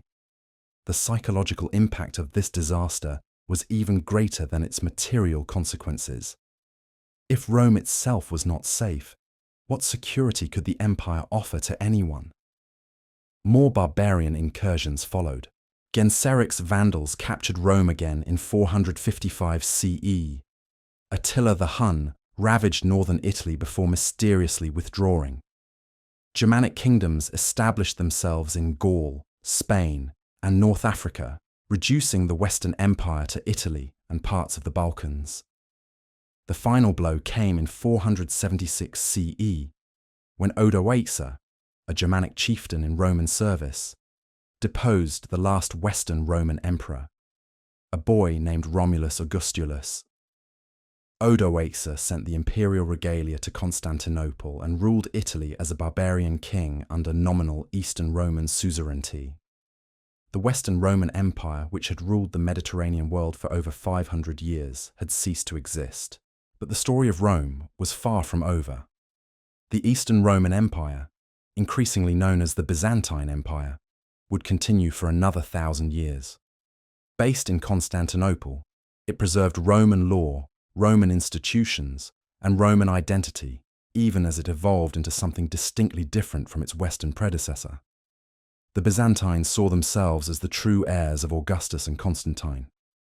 They maintained the fiction that they were still ruling a universal empire, even when their actual territory was reduced to little more than the area around Constantinople. Their emperors continued to claim authority over the lost Western provinces, and they periodically launched campaigns to reconquer them. Under Justinian I, who ruled from 527 to 565 CE, these dreams of restoration briefly became reality. Justinian's generals, particularly the brilliant Belisarius, reconquered North Africa from the Vandals, Italy from the Ostrogoths, and parts of Spain from the Visigoths. For a moment, it seemed as if the Roman Empire might be reunited under Christian auspices, but these conquests proved ephemeral. The resources required to maintain Roman rule in the West were beyond even Justinian's considerable capabilities. Within decades of his death, most of the reconquered territories had been lost again to new barbarian invasions or Arab conquests. The dream of universal Roman rule was finally and definitively dead. Yet, Justinian's reign was crucial for preserving the Roman legal tradition that would influence European civilization for centuries to come. His codification of Roman law, known as the Corpus Juris Civilis, systematically organized 1,000 whole. This code became the foundation for legal shorn of its Western, that survived Justinian's grand years of legal development into a coherent systems throughout Europe and remains influential territories. It could but more durable than its predecessor. In modern jurisprudence, the Byzantine Empire's ambitions were smaller to focus its resources on defending a more manageable frontier. Greek replaced Latin as the language of government and culture. Eastern Orthodox Christianity developed distinctive traditions, from Roman Catholicism in that different the West. This transformed empire faced new challenges that would test its resilience for centuries to come. The rise of Islam in the 7th century brought a new enemy that was more dangerous than any barbarian tribe.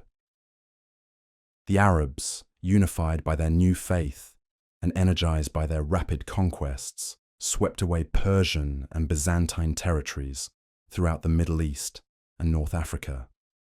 Constantinople itself came under siege multiple times, but its massive walls and strategic location allowed it to survive when other great cities fell to the Islamic advance.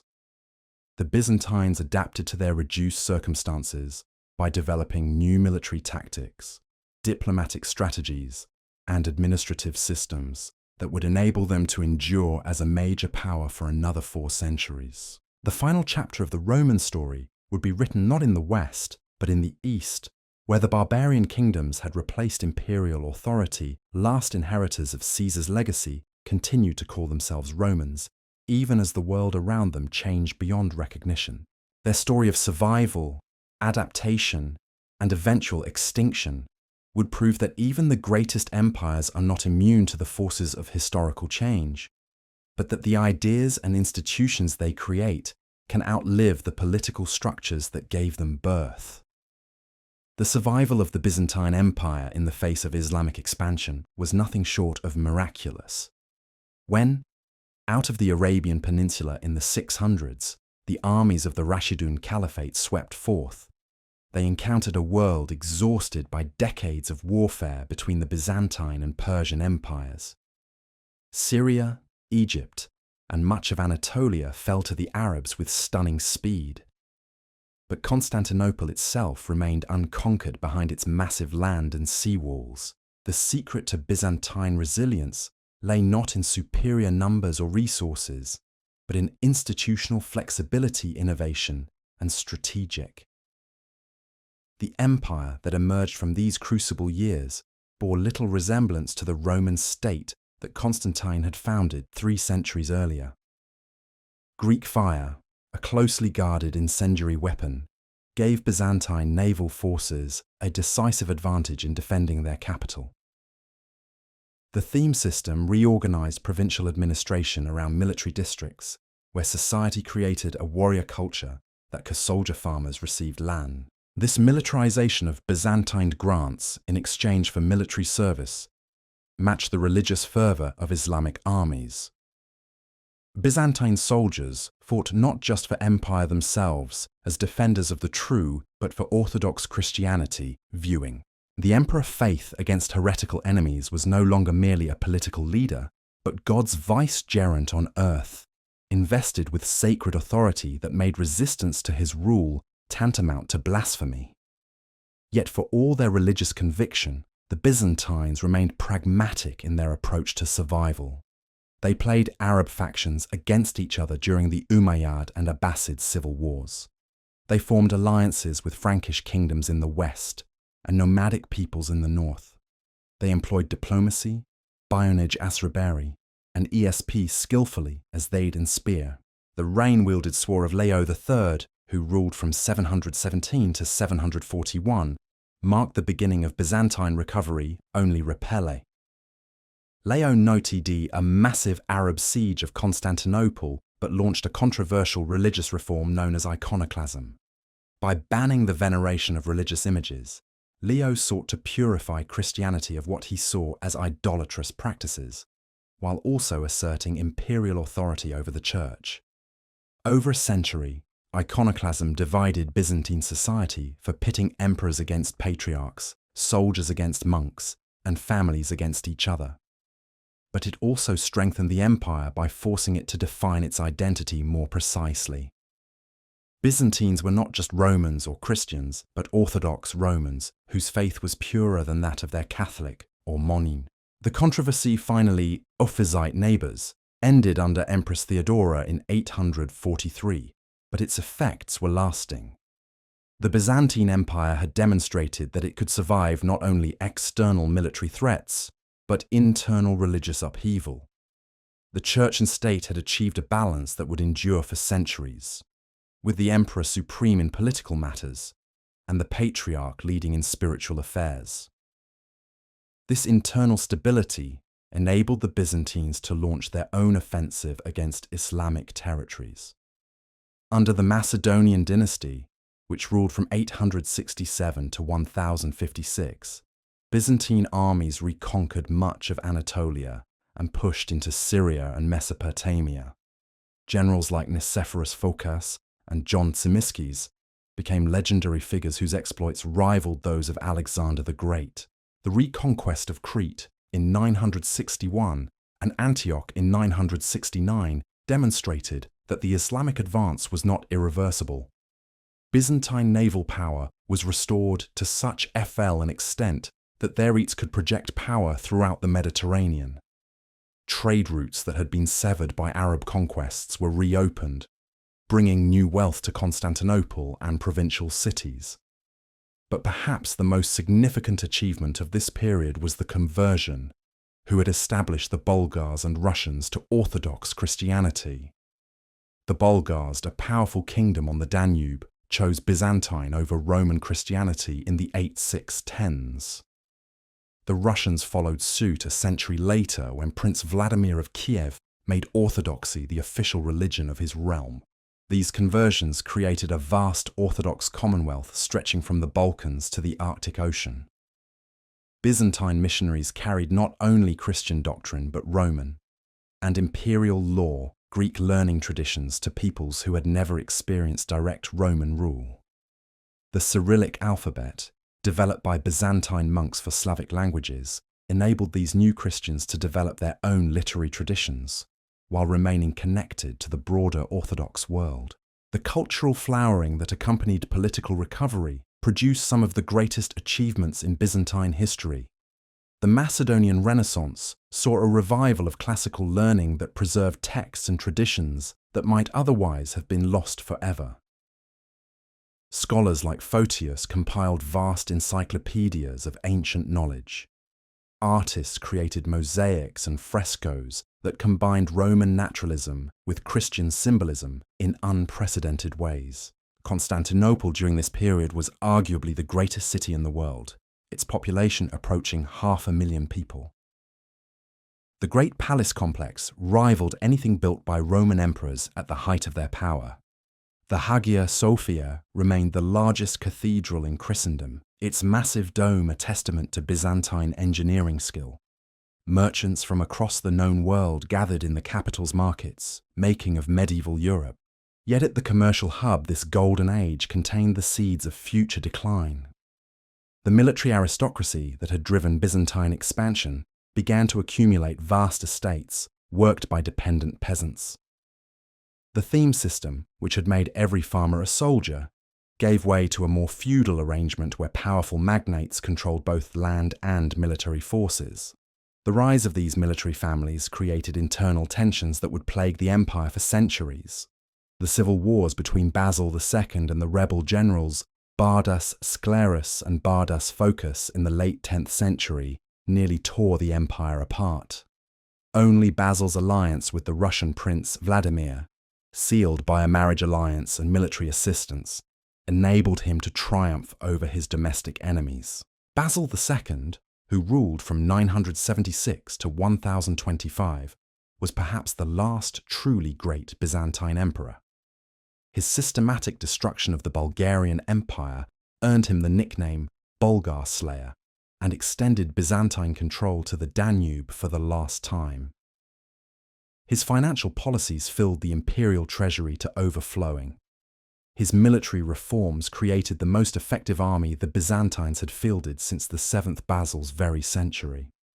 But success created problems that his successors could not solve. The destruction of the Bulgarian buffer state left the empire expansionic invaders from the steppes to New Nom. The wealth accumulated through his conquests tempted ambitious generals and civilian administrators to pursue their own agendas. Most critically, he died without male heirs, leaving the throne to his nieces and their husbands. The decline that followed was gradual but inexorable. The Normans, descendants of Vikings who had carved out kingdoms in southern Italy, began attacking Byzantine territories in the 1040s. These warriors combined Scandinavian ferocity with Frankish heavy cavalry tactics, creating a military force that Byzantine armies struggled to counter. More dangerous still were Seljuk Turks, who had the conquered much of the Islamic world and turned their attention to Christian territories. Unlike the Arabs, who had been primarily interested in tribute and conversion, the Turks were nomadic warriors seeking new lands for settlement. They could not be bought off or diplomaticated away. They had to be defeated militarily, or they would overrun everything in their path. The disaster came at Manzikert in 1071, when Emperor Romd, a massive Aenus IV, led the army into Anatolia to confront the Seljuk Sultan, Alp Arslan. What forward campaign turned into catastrophe should have been a straight forces were row when Byzantinoted and the emperor himself captured. The psychological impact was devastating. Shattering the myth had sustained the empire for centuries of Byzantine invincibility that, in the aftermath of Manzikert, Anatolia was gradually overrun by Turkish tribes. The theme system collapse were abandoned as military colonies destroyed. Thousands of Greek-speaking Christians fled westward, carrying with them stories of Turkish atrocities and appeals for Western assistance. The empire that had once stretched from the Caucasus to southern Italy was reduced to Constantinople, a few Aegean islands, and scattered footholds on the Anatolian coast. Yet even in this desperate situation, the Byzantines demonstrated the resilience that had enabled them to survive for so long. The Comnenus dynasty, which came to power in 1081, implemented reforms that temporarily stabilized the empire's position. Alexius I. Comnenus rebuilt the army using foreign mercenaries, including Norman knights and Turkish horse archers. He restored imperial finances through currency reform, and more importantly, he reached taxation. Most out to the west for military assistance against the Turkish threat. Alexius's appeal to Pope Urban II for military aid heralded consequences that neither could have anticipated call for a crusade. The Pope liberate the Holy Land from Muslim rule, unas that would transform forces the medieval world. Tens of thousands of Western knights, many of them younger sons seeking land and glory, answered the call to take up the cross. The arrival of the First Crusade in Constantinople in 1096 presented Alexius with both opportunity and danger. These Western warriors possessed military capabilities that could help recover lost Byzantine territories, but they also represented a potential threat to imperial authority. Their religious fervour was matched by territorial ambitions that might conflict with Byzantine interests. Alexius handled this delicate situation with characteristic diplomatic skill. He required the crusade leaders to swear oaths of loyalty and promise to return conquered territories to the empire. He provided supplies, guides, and military support for their expedition against the Turks. In return, he regained control of Western Anatolia and several important cities, including Nick of the First Crusade, marked the Comedia. The successor and Renaissance under beginning of a Byzantine, the Comnenus dynasty. Manuel I Comnenus, who ruled from 1143 to 1180, pursued an aggressive policy of expansion that restored Byzantine influence throughout the eastern Mediterranean. His armies campaigned successfully in Hungary, Serbia, and southern Italy. His powers that enhanced diplomacy created alliances with Western imperial prestige. Constantinople, during Manuel's reign, was once again a centre of learning and culture that artists from across Europe attracted scholars and the imperial court patronized historians like Anna Komnena, whose Alexiad remains one of our best sources for understanding Byzantine politics and society. Theological debates flourished as Greek and Latin scholars engaged with each other on questions Manuel's ambitious of doctrine and practice. But policies came at a tremendous cost. His military campaigns drained the treasury and exhausted the empire's manpower. His attempts to reunify the Eastern and Western churches created religious tensions that weakened imperial, extended, and vulnerable to the authority. His death in 1180 left the empire over tear it apart. The final catastrophe, internal conflicts that would soon came not from Muslim enemies but from fellow Christians. The Fourth Crusade, originally intended to liberate Jerusalem, was diverted to Constantinople through a combination of Venetian commercial interests and Byzantine political intrigue. In 1204, the Crusaders stormed the city that had withstood Arab sieges for centuries, sacking churches, destroying libraries, and slaughtering civilians. The fall of Constantinople to the Crusaders marked the end of the unified Byzantine Empire. The city that had been the new Rome for nearly 900 years was now the capital of a Latin kingdom ruled by Western nobles. The imperial regalia was divided among the conquerors. The Hagia Sophia was converted to a Catholic cathedral. Greek nobles fled to establish successor states in Isonde and Nicaea, Treb Epirus. Yet final disaster, even this seemingly destroy the Roman, could not entirely of legacy. The Empire Nicaea, established by last Theodore Iaris, maintained Byzantine traditions and institutions in exile. Its rulers continued to style themselves as Roman emperors and to claim authority over all former Byzantine territories. More importantly, they preserved the administrative, legal, and cultural traditions that had evolved over more than a millennium.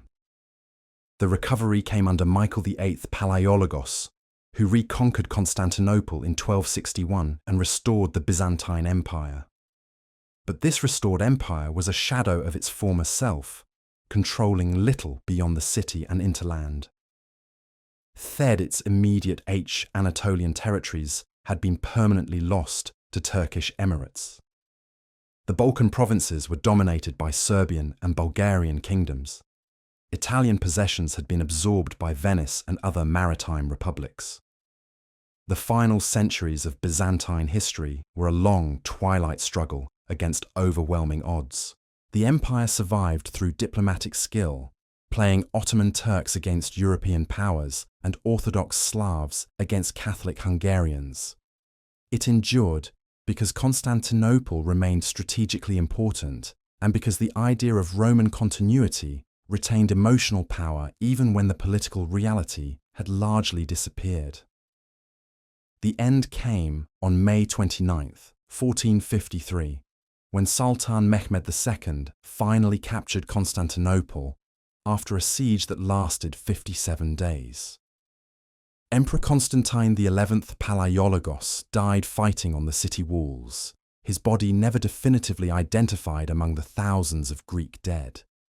The last Roman emperor perished as Roman emperors should, sword in hand, defending his city against impossible odds. With Constantine's death, the political entity that had called itself the Roman Empire for more than 2,000 years finally ceased to exist. But the ideas, institutions, and traditions that Rome had created continued to shape the world in ways that would have amazed Augustus or Constantine. Roman law influenced legal systems across Europe and the Americas. Latin remained the language of scholarship and diplomacy for centuries after the last emperor fell. The concept of universal empire inspired everyone from Charlemagne to Napoleon to Hitler. The Byzantine Empire had preserved the Roman name and Roman claims long after the substance had disappeared. But perhaps that was fitting. Rome had always been as much an idea as a place, a vision of order and civilization that transcended any particular territory or dynasty. That fall of Constantinople vision survived just as it had survived the sack of Rome a story 1,000 years earlier. The Roman was over, but Itzos would reverberate through centuries to come. Every history for subsequent measure empire would against Roman achievements. Every legal draw system would on Roman precedents. Every attempt to unite diverse peoples under a single government would invoke Roman examples. The empire that had begun as a collection of mud huts on 7 hills had become immortal in ways that its founders could never have imagined. The Roman Empire was dead, but its ghost would haunt the European imagination for centuries to come. Within decades of Constantinople's fall, ambitious rulers across the continent were claiming to be the rightful heirs of Caesar and Augustus. The Holy Roman Empire, that strange medieval confederation of German principalities, had been making such claims for nearly 1,000 years. But now new pretenders emerged, each insisting they alone carried the torch of Roman greatness. Ivan Moscow, the Third Rome, arguing that the Orthodox faith made his realm the true successor to Byzantium. The Ottoman sultans, now ruling from Constantinople, adopted Roman titles and claimed dominion over all former imperial territories. Even the French kings, whose ancestors had been Celtic barbarians when Rome ruled the world, began styling themselves as heirs to the Caesars. This competition for Roman legitimacy ended something profound about the empire, as revealed during power. Long after the last legion had marched and remained the final emperor had fallen, Rome the standard by which all other civilizations measured themselves. To be truly great, it or seemed, one had to be Roman, at least claim Roman ancestry. The Renaissance humanists who rediscovered classical texts in monastery libraries found in Rome not just historical curiosity, but a blueprint Cicero's speeches study for human achievement. They, to learn the art of persuasion, to understand the mechanics of political success, they analysed Livy's histories. They memorised Virgil's poetry to capture the sublime beauty of imperialism. These scholars recognised that Rome's greatest was not military achievement conquest, but the creation of a legal and cultural framework that could unite diverse peoples under common institutions. The Corpus Juris Civilis became the foundation for European law codes. Latin remained the language of educated discourse from Madrid to Moscow. Roman architectural principles guided the construction of churches, the Christian world, but palaces and public buildings throughout perhaps the most important Roman itself. The ideal legacy was the concept of citizenship, that individuals could belong to something larger than their immediate tribe or locality, that they could share rights and responsibilities with people they had never met, was a revolutionary innovation that made modern democratic states possible.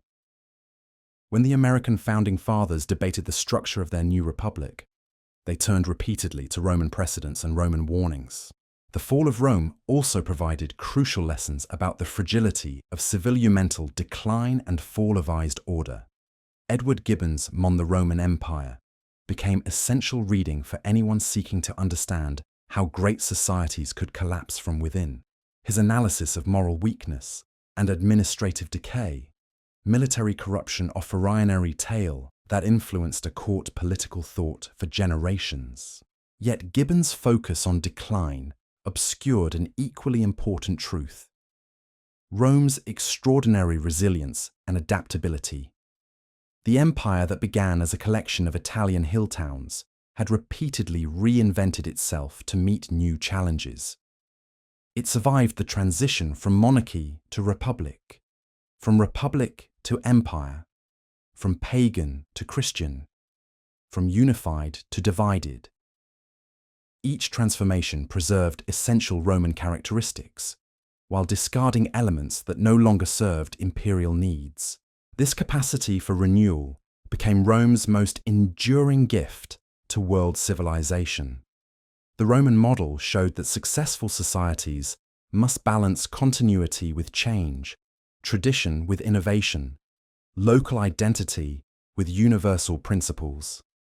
Modern democratic institutions reflect this Roman insight, combining ancient concepts like representative government and the rule of law with new ideas about individual rights and popular sovereignty. The economic systems that emerged from Rome's collapse also bore. Medieval unmistakable Roman influences trade established roots first networks, followed by Roman merchants. Commercial law drew contracts, property rights, and business heavily on Roman precedents governing partnerships. Even the banking techniques that financed European expansion into Roman financial innovations trace their origins the Americas coup. The Catholic Church, which had emerged from the catacombs to become Rome's official religion, preserved Roman administrative methods long after the empire itself had vanished. Papal government copied imperial bureaucracy. Canon law adapted Roman legal principles. The Church's territorial organization echoed the provincial system that had once governed the Mediterranean world. This ecclesiastical preservation of Roman methods proved crucial during the chaos that followed the barbarian invasions. When secular authority collapsed, the Church provided continuity and stability that enabled European civilization to survive its darkest centuries. Monasteries preserved classical texts that would otherwise have been lost forever. Cathedral schools maintained educational traditions that would eventually flower into medieval universities. Thed, which had conquered Islamic world so much former Roman territory, also absorbed and transmitted Roman influences. Arab scholars translated Greek and Latin texts, preserving scientific and philosophical works that European Christians had forgotten. Islamic law incorporated Roman legal concepts. Muslim architecture combined Roman engineering techniques, aesthetic, with new principles. When these texts and ideas returned to Western Europe through Spain and Sicily during the High Middle Ages, they sparked an intellectual renaissance that transformed European thought. The rediscovery of Aristotle's complete works, preserved in Arabic translation, revolutionized medieval philosophy. Roman architectural treatises inspire Gothic cathedrals that still dominate European skylines. The Crusades, those bloody conflicts between Christianity and Islam, paradoxically accelerated this cultural exchange. European knights who travelled to the Holy Land encountered levels of sophistication and learning that surpassed anything in their return home countries. They had with new technologies, new ideas, and new appreciation for the classical heritage that both civilizations share a smalled. The rise states innate Roman greatness, on attempt to recred a conscious of Renaissance city Italy, represents scale. Venice, Florence, and Genoa adopted republican institutions inspired by classical dents. Their pre-said trading merchants established networks that rivaled those of ancient Rome. Their artists and architects drew directly on Roman models while developing distinct. Theli Renaissance Innovations printing press, invented in the mid-15th century, ensured that Roman texts and ideas could spread more rapidly and widely than ever before. Editions of classical authors became available to readers throughout Europe. Students could study the same texts that had educated Cicero and Augustine. The intellectual unity that Rome had once provided through political control was restored through shared access to common sources of knowledge. The age of exploration that began in the late 15th century was consciously modelled on Roman precedents. Spanish conquistadors saw themselves as new Romans bringing civilization to barbarian lands. Portuguese navigators compared their voyages to those of ancient explorers. The colonial empires that European powers established in the Americas, Africa, and Asia explicitly drew on Roman methods of governance and cultural assimilation. These modern empires face often many the same challenges that had confronted their Roman predecessor. How could diverse populations be integrated into a common political system? How could local customs be balanced against imperial requirements? How could the benefits of civilization be extended without destroying the culturalness that made different rich societies valuable? The answers varied, but the questions remained essentially Roman in character. The Spanish colonial system attempted to recreate Roman provincial administration. The British Empire developed new forms of indirect rule that preserved local institutions while maintaining imperial control. The French pursued assimilationist policies that echoed Roman efforts to create universal citizenship. The American Revolution represented a fascinating fusion of Roman republican ideals with Enlightenment political founding fathers' study theory. Led classical historians to understand how republics could be preserved against the corrupting effects of power. They adopted Roman symbols and terminology arrangements while creating new institutional design to prevent the concentration of authority that had destroyed the Roman Republic. The French Revolution took this classical inspiration even further, explicitly itself on Roman precedent modeling dents. Revolutionary leaders adopted Roman names and Roman of Roman Republican understanding dress. They created new institutions based on their government. They even attempted to establish a new woodmark calendar, that the beginning of a revolutionary age as Romans had once dated events from the founding of their city. Napoleon's rise to power completed this classical revival by creating a new European empire that explicitly claimed Roman heritage. The Arc de Triomphe and other Napoleonic monuments copied Roman architectural forms. The Napoleonic Code drew heavily on Roman legal principles himself adopted. Napoleon's imperial symbols and ceremonies that recalled the pageantry of ancient Rome. The defeat of Napoleon did not end this pattern of Italian unification movements of the 19th century. The German and Roman armed precedents. Invoked classical century, both German nationalists spoke of creating a new Reich that would restore the Holy Roman Empire's medieval glory. Italian patriots dreamed of reuniting the peninsula under a government worthy of Caesar and Augustus. The Industrial Revolution that transformed European society during that dwarfed anything Rome had achieved the 18th and 19th centuries created new forms of power, yet the Roman model remained influential. Railroad networks followed the pattern of Roman roads, connecting distant provinces to metropolitan centers. Telegraph lines carried information across continents, as Roman post roads had once carried messages across the Mediterranean world. The democratic revolutions that swept across Europe and the Americas during the 19th century drew heavily on Roman republican traditions while adapting them to modern conditions. Universal suffrage extended the Roman concept of citizenship to unprecedented numbers of people. Representative assemblies provided new forums for the kind of oratory that had made the Roman Senate famous.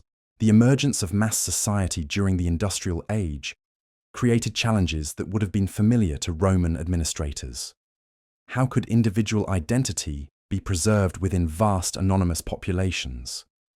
How could government remain responsive to citizen needs when constituencies numbered in the millions rather than thousands?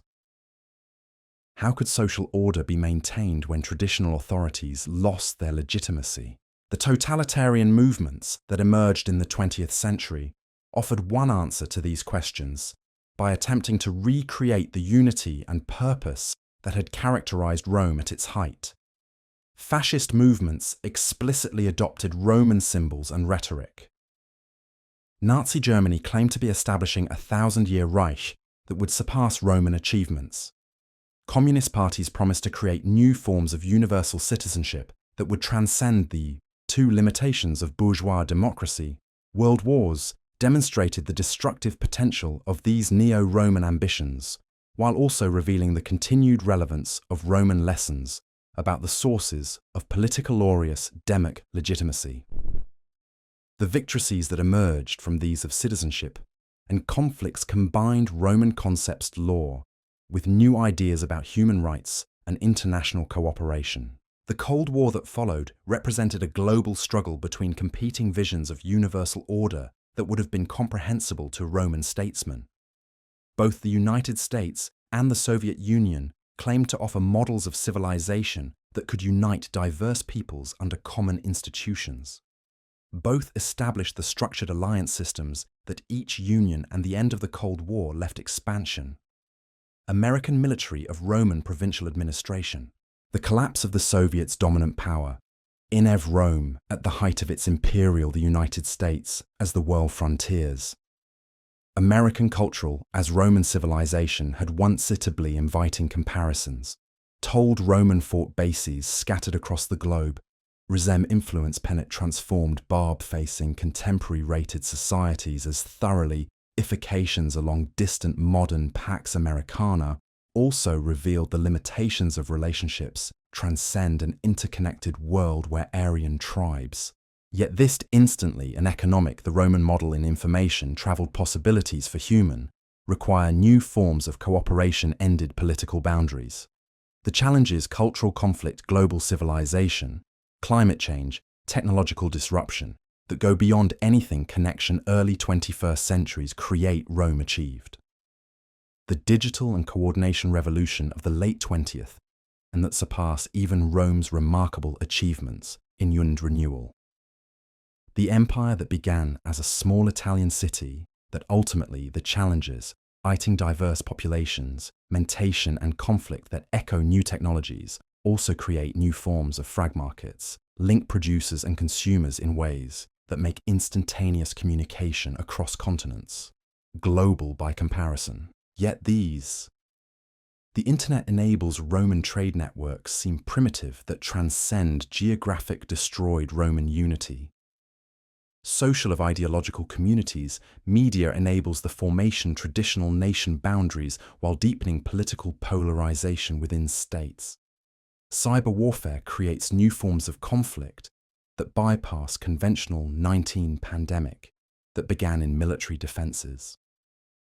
The COVID 2020 demonstrated both ways that would have been familiar fragility into Romans who lived through the Great PL, the interconnectedness of modern civilization, and it's weakened their empire. Global proved vulnerable to disruption. International cooperation had seemed robust, contemporary. Eggs that supply chains that had been taken. As we face these down under for granted broke pressure, inspiring and cautionary. Rome challenges, the Roman example remains both's greatest ifness. Its greatest failure was the achievement was creating institutions that could unite diverse peoples while autonomy and cultural distinct, preserving local inability. The Roman story to maintain Remen under pressure from internal corruption, these institutions, when they came, and external threats, tease us that no or sophisticated is civilization. However, it also demonstrates powerful guaranteed permanent survival. But state became a global civilization that influenced human development for millennia after its political collapse. Today, as we grapple with challenges that are both ancient and unprecedented, the Roman legacy continues to offer valuable insights. The Roman commitment to law over arbitrary power, to merit over hereditary privilege, to unity over tribal division, remains as relevant now as it was 2,000 years ago. The Roman example of resilience in the face of overwhelming challenges provides hope that contemporary civilization can overcome its current difficulties. The story of Rome is ultimately the story of human ambition, achievement and failure on the grandest possible scale. It reminds us that civilizations are not natural phenomena, but human creations that require constant effort to maintain and improve. The Roman Empire fell, but the Roman idea of civilization as a conscious human project endures. That idea continues to shape our world in countless ways, from the legal systems that govern our societies, to the architectural principles that guide our cities, to the democratic institutions that enable our political participation. We are all, in some sense, heirs to Rome, beneficiaries of innovations and insights that originated in a small Italian city over 2 millennia ago. The eternal city may no longer rule the world, but its influence remains eternal in ways that even the most ambitious Roman emperor could never have imagined.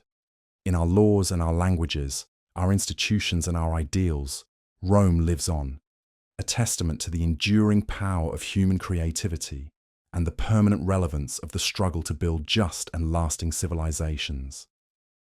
Remarkable capacities for adaptation and that human societies possess. The question that haunts historians and statesmen alike is whether Rome truly fell or simply transformed into something unentity that called itself the Roman Empire, certainly recognizable. The political ended in 1453, but the civilization it created had already spread far beyond the boundaries of any single state. Roman law governacy. Roman architectural principles shaped cathedrals, de courts from London to Moscow. Latin remained the language of scholarship and diplomatic palaces, and public buildings across 3 continents. This cultural survival was no accident. Rome had always been more than just conquest and tribute. From its earliest and other ancient kingdom-seeking days, It had represented something revolutionary, preserving their local identities. The Roman genius peoples could unite under common institutions, while the idea that diverse lay not in imposing uniformity, but in creating frameworks flexible enough to accommodate difference, while strong enough to maintain unity. The barbarian kingdoms that replace the Visigoths, Inrogoths in Italy, not fully implement it. The Ost understood this principle, even if they could. Roman authority in the West attempted to blend Roman administrative Spain, and the Franks in Gaul awed Roman law for their Roman methods with their own traditions. They retained Germanic customs to their own people's subjects while applying. They employed Roman bureaucracy of Roman and Germanic elements, created the foundation for medieval rats to run their government sites in positions of ultimate authority. This fusion, while maintaining their warrior European civilization. The Carolingian Empire that emerged under Charlemagne explicitly claimed to restore Roman greatness while adapting it to Christian purposes. The Holy Roman Empire that followed represented an even more ambitious attempt to unite Roman precedents with Germanic traditions and diverse peoples under institutions that combined Christian theology. But perhaps the most important heir to Roman civilization was the Catholic Church itself. As the empire's political structures crumbled, the Church preserved and transmitted Roman methods of organization, law, and governance.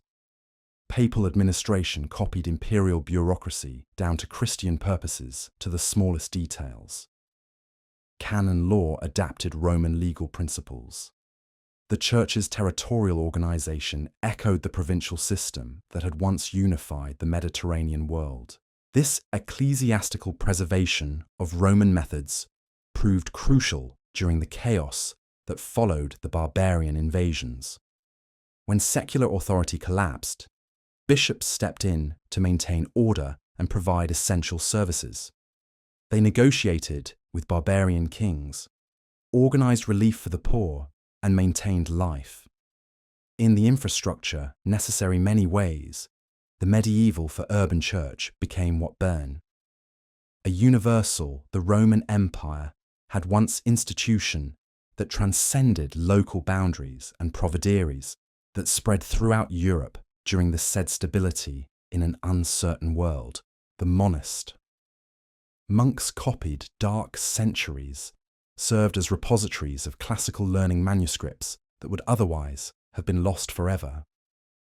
They maintained libraries that preserved Greek and Latin texts for future generations. They developed new forms of agriculture and craftsmanship that kept to be dissap classical techniques alive during centuries when urban civilization seemed nearing. This monastic preservation of Roman culture had profound consequences for European development. When political stability returned during the High Middle Ages, the intellectual tools necessary for renewed progress were still available. The rediscovery of Aristotle's complete works, preserved in monastery libraries and Arab translations, sparked legal texts, the scholastic revolution that transformed medieval philosophy. Roman provided the foundation for the revival of jurisprudence that began in the universities of Bologna and Paris. The Crusades, those bloody conflicts between Christianity and Islam, paradoxically accelerated the transmission of Roman heritage land, encountered Islamic scholars to new audiences. European knights who travelled to the Holy Land expanded upon classical Greek and Roman learning. They who had preserved and a new appreciation for the intellectual returned home with new technologies, new ideas, achievements of antiquity. The Islamic world itself had become a major custodian of Roman civilization. Arab conquerors who swept across North Africa and into Spain found themselves ruling populations that had been Roman for centuries. They adopted Roman administrative methods, preserved Roman architectural techniques, and translated Roman legal libraries of Baghdad, Cordoba, texts into Arabic.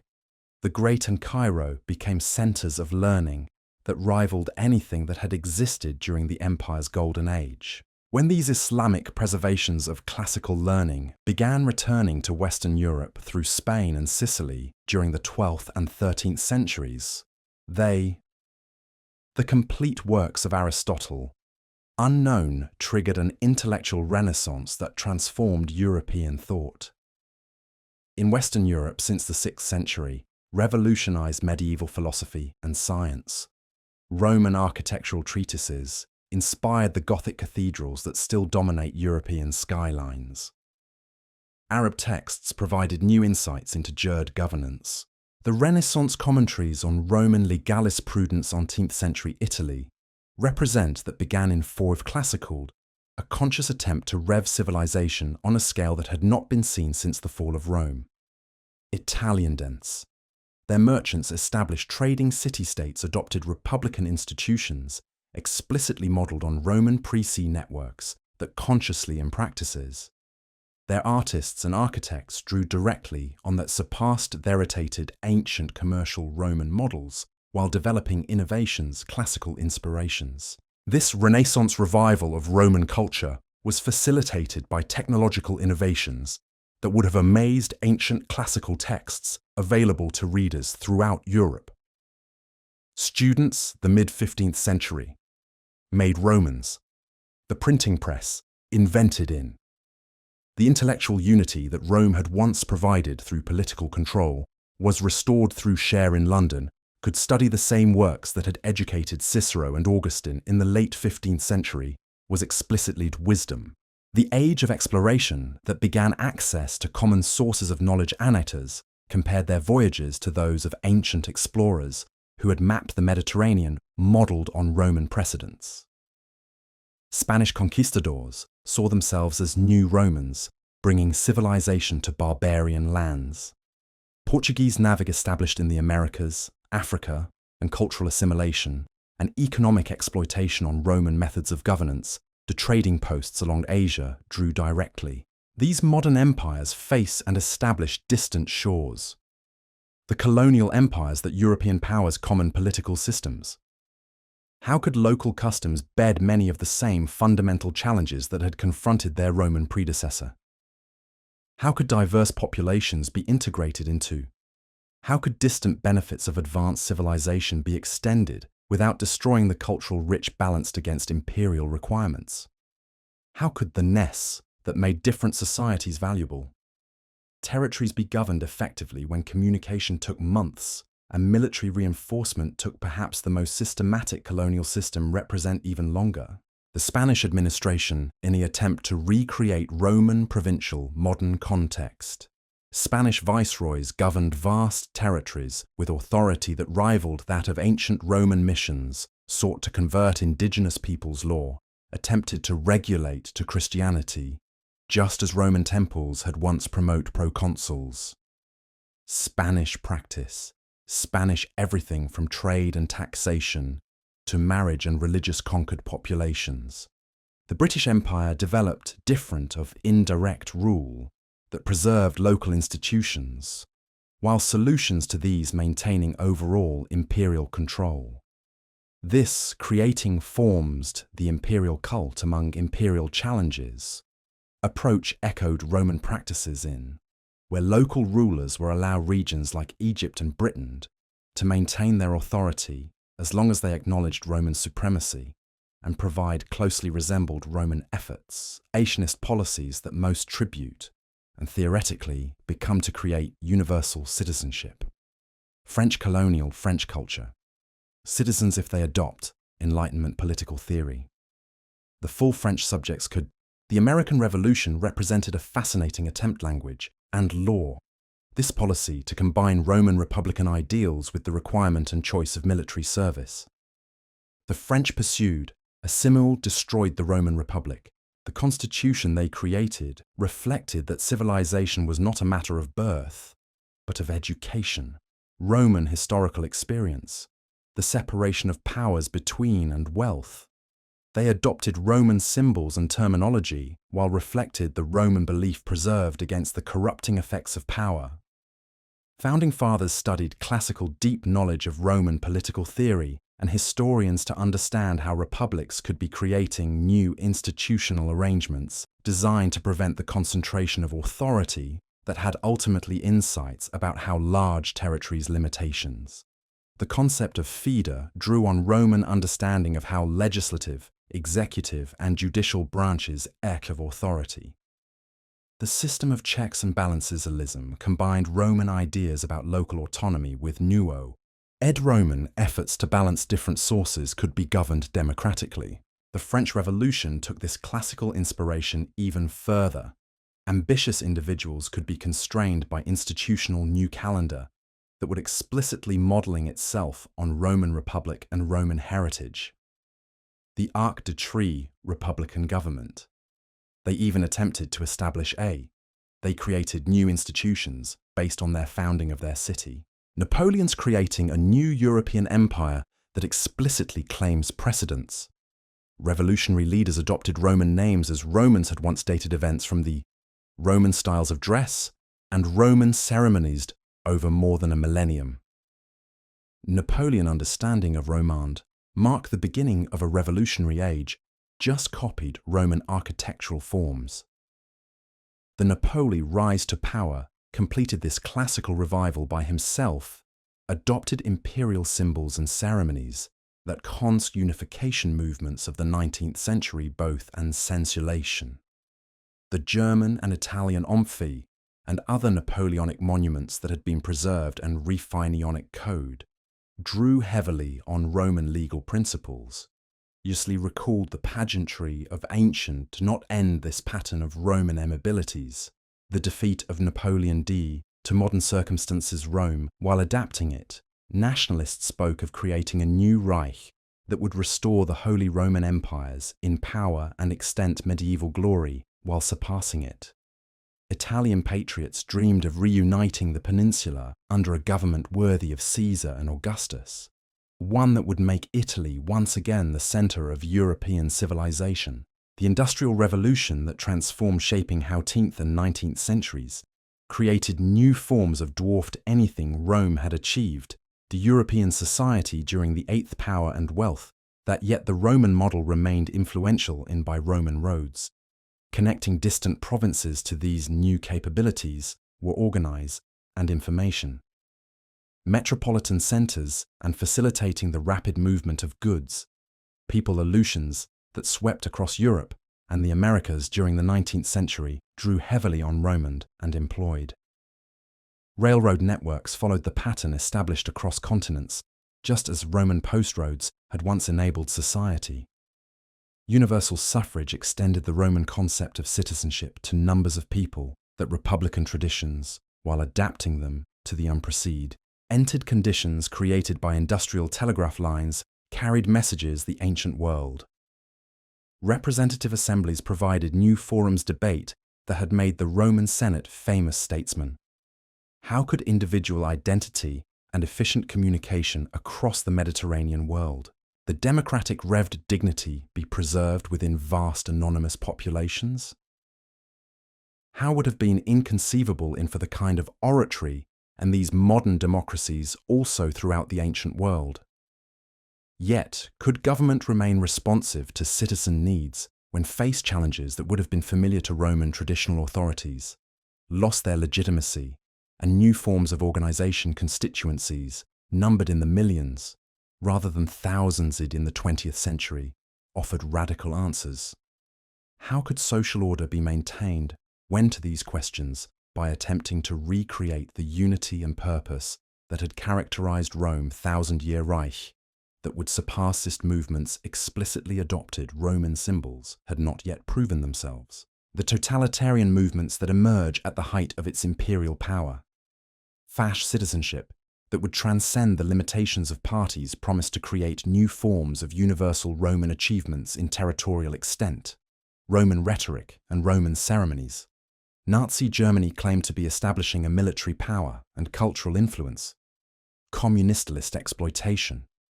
The two bourgeois democracy and capit world wars that devastated Europe, and much continued relevance of classical lessons about the sources of political legitimacy, half of the 20th century, demonstrated both the destructive potential of these neo-Roman ambitions and of the rest of the world during the first Roman concepts of citizenship and the Cold War that followed World War and the requirements for sustainable governance.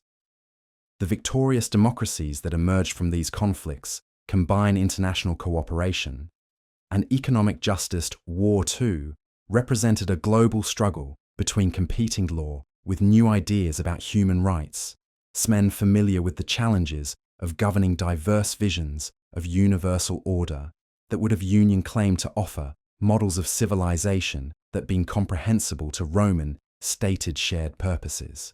Both subpopulations across vast distances, both the United States and the Soviet, languages and cultures under common institutions, and could unite peoples of different races as powers established alliance systems that echoed the to advanced technology. Both promote states providing military bases, economic resources, and political support in exchange for protection and access structure of Roman provincial administration, with client their own versions of universal values, and sought to spread their influence through a combination of military power-rated foreign societies as had once transformed Barb, economic incentives, and cultural attraction. Theating comparisons to Rome at United States as the world's dominant collapse of the Soviet Union, and thoroughly as Roman civilization power, inevitably envy. The contemporary Pax Americana create the height of its imperial expansionifications along distant frontiers. The end of the Cold War left dead conditions for unprecedented global prosperity across the globe resembled Roman fort. American military bases scatter Aryan tribes. American cultural influence penetrates and technological advancement, yet this modern boundaries. The challenges empire also revealed the limitations of the interconnected world, where information facing contemporary global civilization, climate change, technological disruption, sophisticated as its Roman model in uncommon governance. The Internet enables instant revolution of the late 20th and early 21st relationships, transcended political travelled instantly, and economic require new forms of cooperation and coordination that gonius communication across continents and beyond anything Rome achieved.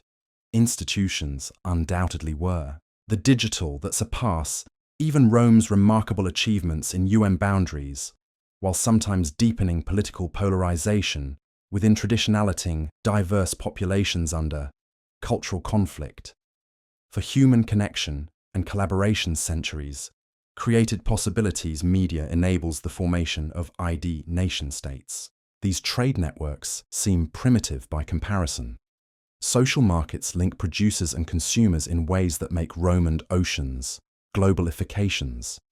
Digital echo chambers reign the challenges that ultimately destroyed Romanological communities that transcend geographic, as conventional military defenses, just as barbarian tactics, mentation and conflict that echo as local Loi-force tribal identities, just unity.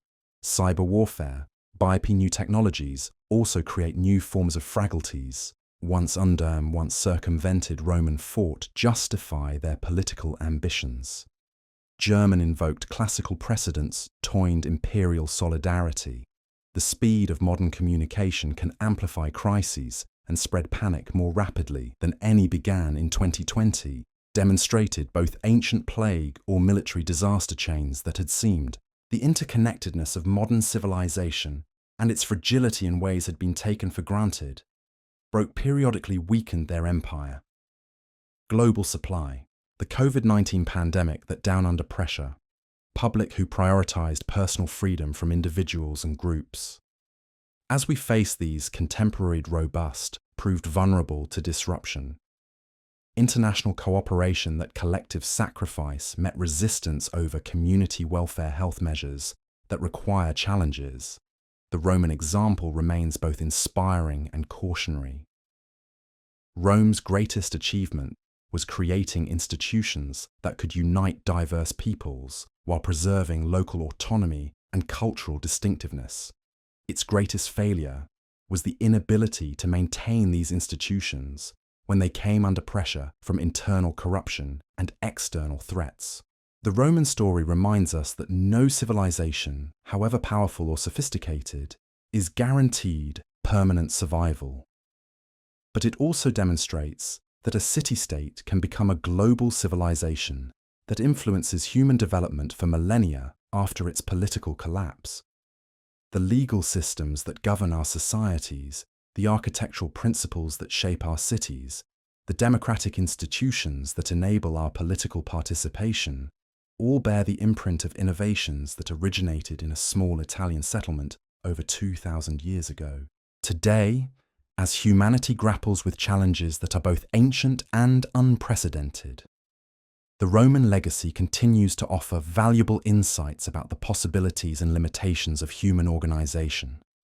The Roman commitment to law over arbitrary power, to merit over hereditary privilege, to unity over tribal division, remains as relevant now as it was when the first consuls took their oaths in the Roman Forum. The story of Rome is ultimately the story of human ambition, achievement, and failure on the grandest possible scale. It reminds us that civilizations are not natural phenomena, but conscious human creations that require constant effort to maintain and improve. The Roman Empire fell, but the Roman idea of civilization as a deliberate each generation to build something human project endures, challenging, worthy of the name. The eternal city may no longer command legions, but its influence permeates every corner of our modern world in ways that would astonish even the most visionary Roman statesmen. Walk through any major city today and you're walking through Rome.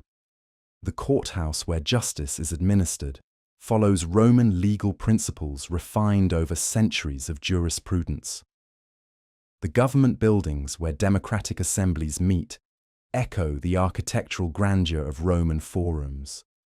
The universities where students debate philosophy and politics trace their intellectual lineage directly back to Roman schools of rhetoric and law. Even our language bears Rome's indelible mark.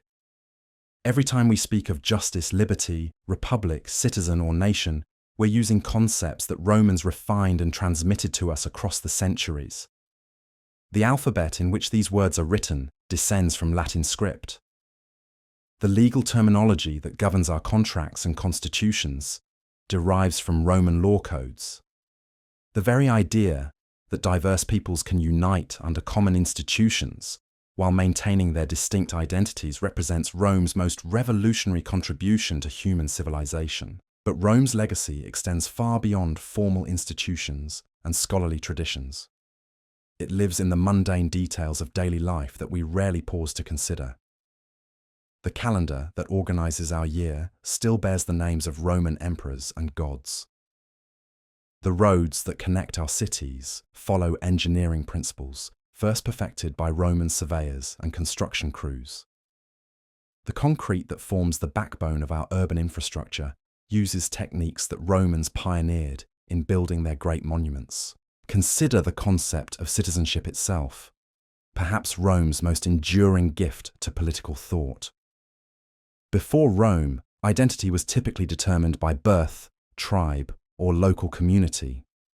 The Romans created something revolutionary, the idea that people could choose to become members of a larger political community, that they could earn rights and responsibilities that transcended their ethnic origins or geographic birthplace. This notion that citizenship is earned rather than inherited, that it comes with both privileges and duties, remains the foundation of every democratic society on earth. The Roman approach to governance continues to influence how we think about political organization. The separation of powers between different branches of government, the system of checks and balances that prevents any single authority from becoming too powerful, the concept of federalism that balances local autonomy with central coordination. All these ideas trace their origins to Roman innovations in republican government. Even when the Republic fell and emperors ruled, Roman political theorists continued to refine concepts of legitimate authority that would later inspire medieval and modern political philosophers. Rome's military legacy is equally profound and enduring. The professional army that serves the state rather than individual commanders, the emphasis on discipline and training over individual heroism, the integration of engineering and logistics into military planning. These innovations transformed warfare and continue to influence military doctrine today.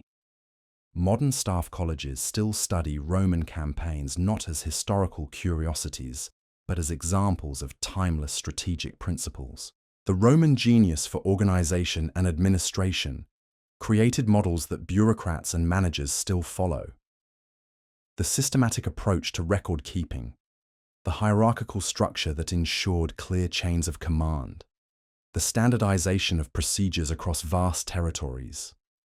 These innovations made it possible to govern populations and territories on a scale that had never been attempted before. Every large governmental or commercial relies organization today, whether on administrative techniques that Romans pioneered. Roman engineering achievements continue to inspire and instruct contemporary builders and planners. The aqueducts that carried fresh water across hundreds of miles of difficult terrain demonstrated principles of hydraulic engineering that are still taught in technical schools. The road system that connected every corner of the empire established standards for construction and maintenance that modern highway departments strive to match. The harbours, bridges, and public buildings that Romans erected showcased architectural and engineering solutions that remain influential today. Perhaps most remarkably, Rome created the first truly global culture in human history. Roman civilization wasn't confined to Italy or even to the Mediterranean region. It spread to Britain and Germany, to North Africa and the Middle East, to Spain and the Balkans. Wherever Roman influence reached, it created a cosmopolitan environment where people from different backgrounds could interact, trade, and learn from each other while maintaining their local traditions and customs. This Roman model of inclusive civilization has become the template for every subsequent attempt to create international order.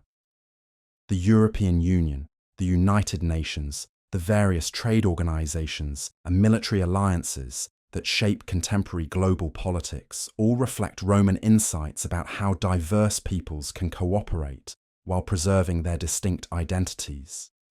The challenges these modern institutions face, balancing unity with diversity, managing competition between local and universal loyalties, maintaining stability while adapting to change, are precisely the challenges that Roman statesmen grappled with for centuries. The economic systems that emerged from Rome's commercial networks established patterns that continue to influence global trade. Roman merchants created the first truly international markets, developing commercial law, banking practices, and trading relationships that connected producers and consumers across 3 continents. The Roman commitment to standardized weights, measures, and currency created conditions for economic growth that had never existed before. Modern globalization follows paths that Roman traders first established 2 millennia ago. Rome's cultural legacy may be even more significant than its political and economic contributions. Roman literature, philosophy, and art provided models and inspiration for every subsequent generation of writers, thinkers, and artists. The epic poems of Virgil, the historical works of Tacitus and Livy, the philosophical writings of Cicero and Seneca.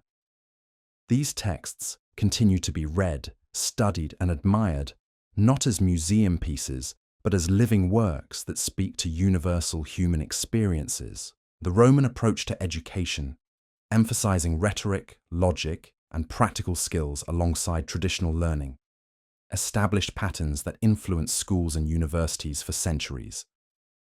The Roman ideal of the educated citizen who combines intellectual cultivation with practical competence remains the goal of liberal education today. Law schools still teach Roman legal principles. Business schools analyze Roman administrative methods. Military academies study Roman strategic thought. And so we reach the end of our journey through 2,000 years of Roman history. From 7 hills beside the Tiber River to the final stand on Constantinople's walls, we've witnessed the most extraordinary rise and fall in human history. We've seen farmers become senators, barbarians become citizens, and a small Italian city transform into a global civilization that still shapes our world today. The Roman Empire may have fallen, but its ghost continues to haunt every courthouse, every government building, every democratic assembly on earth.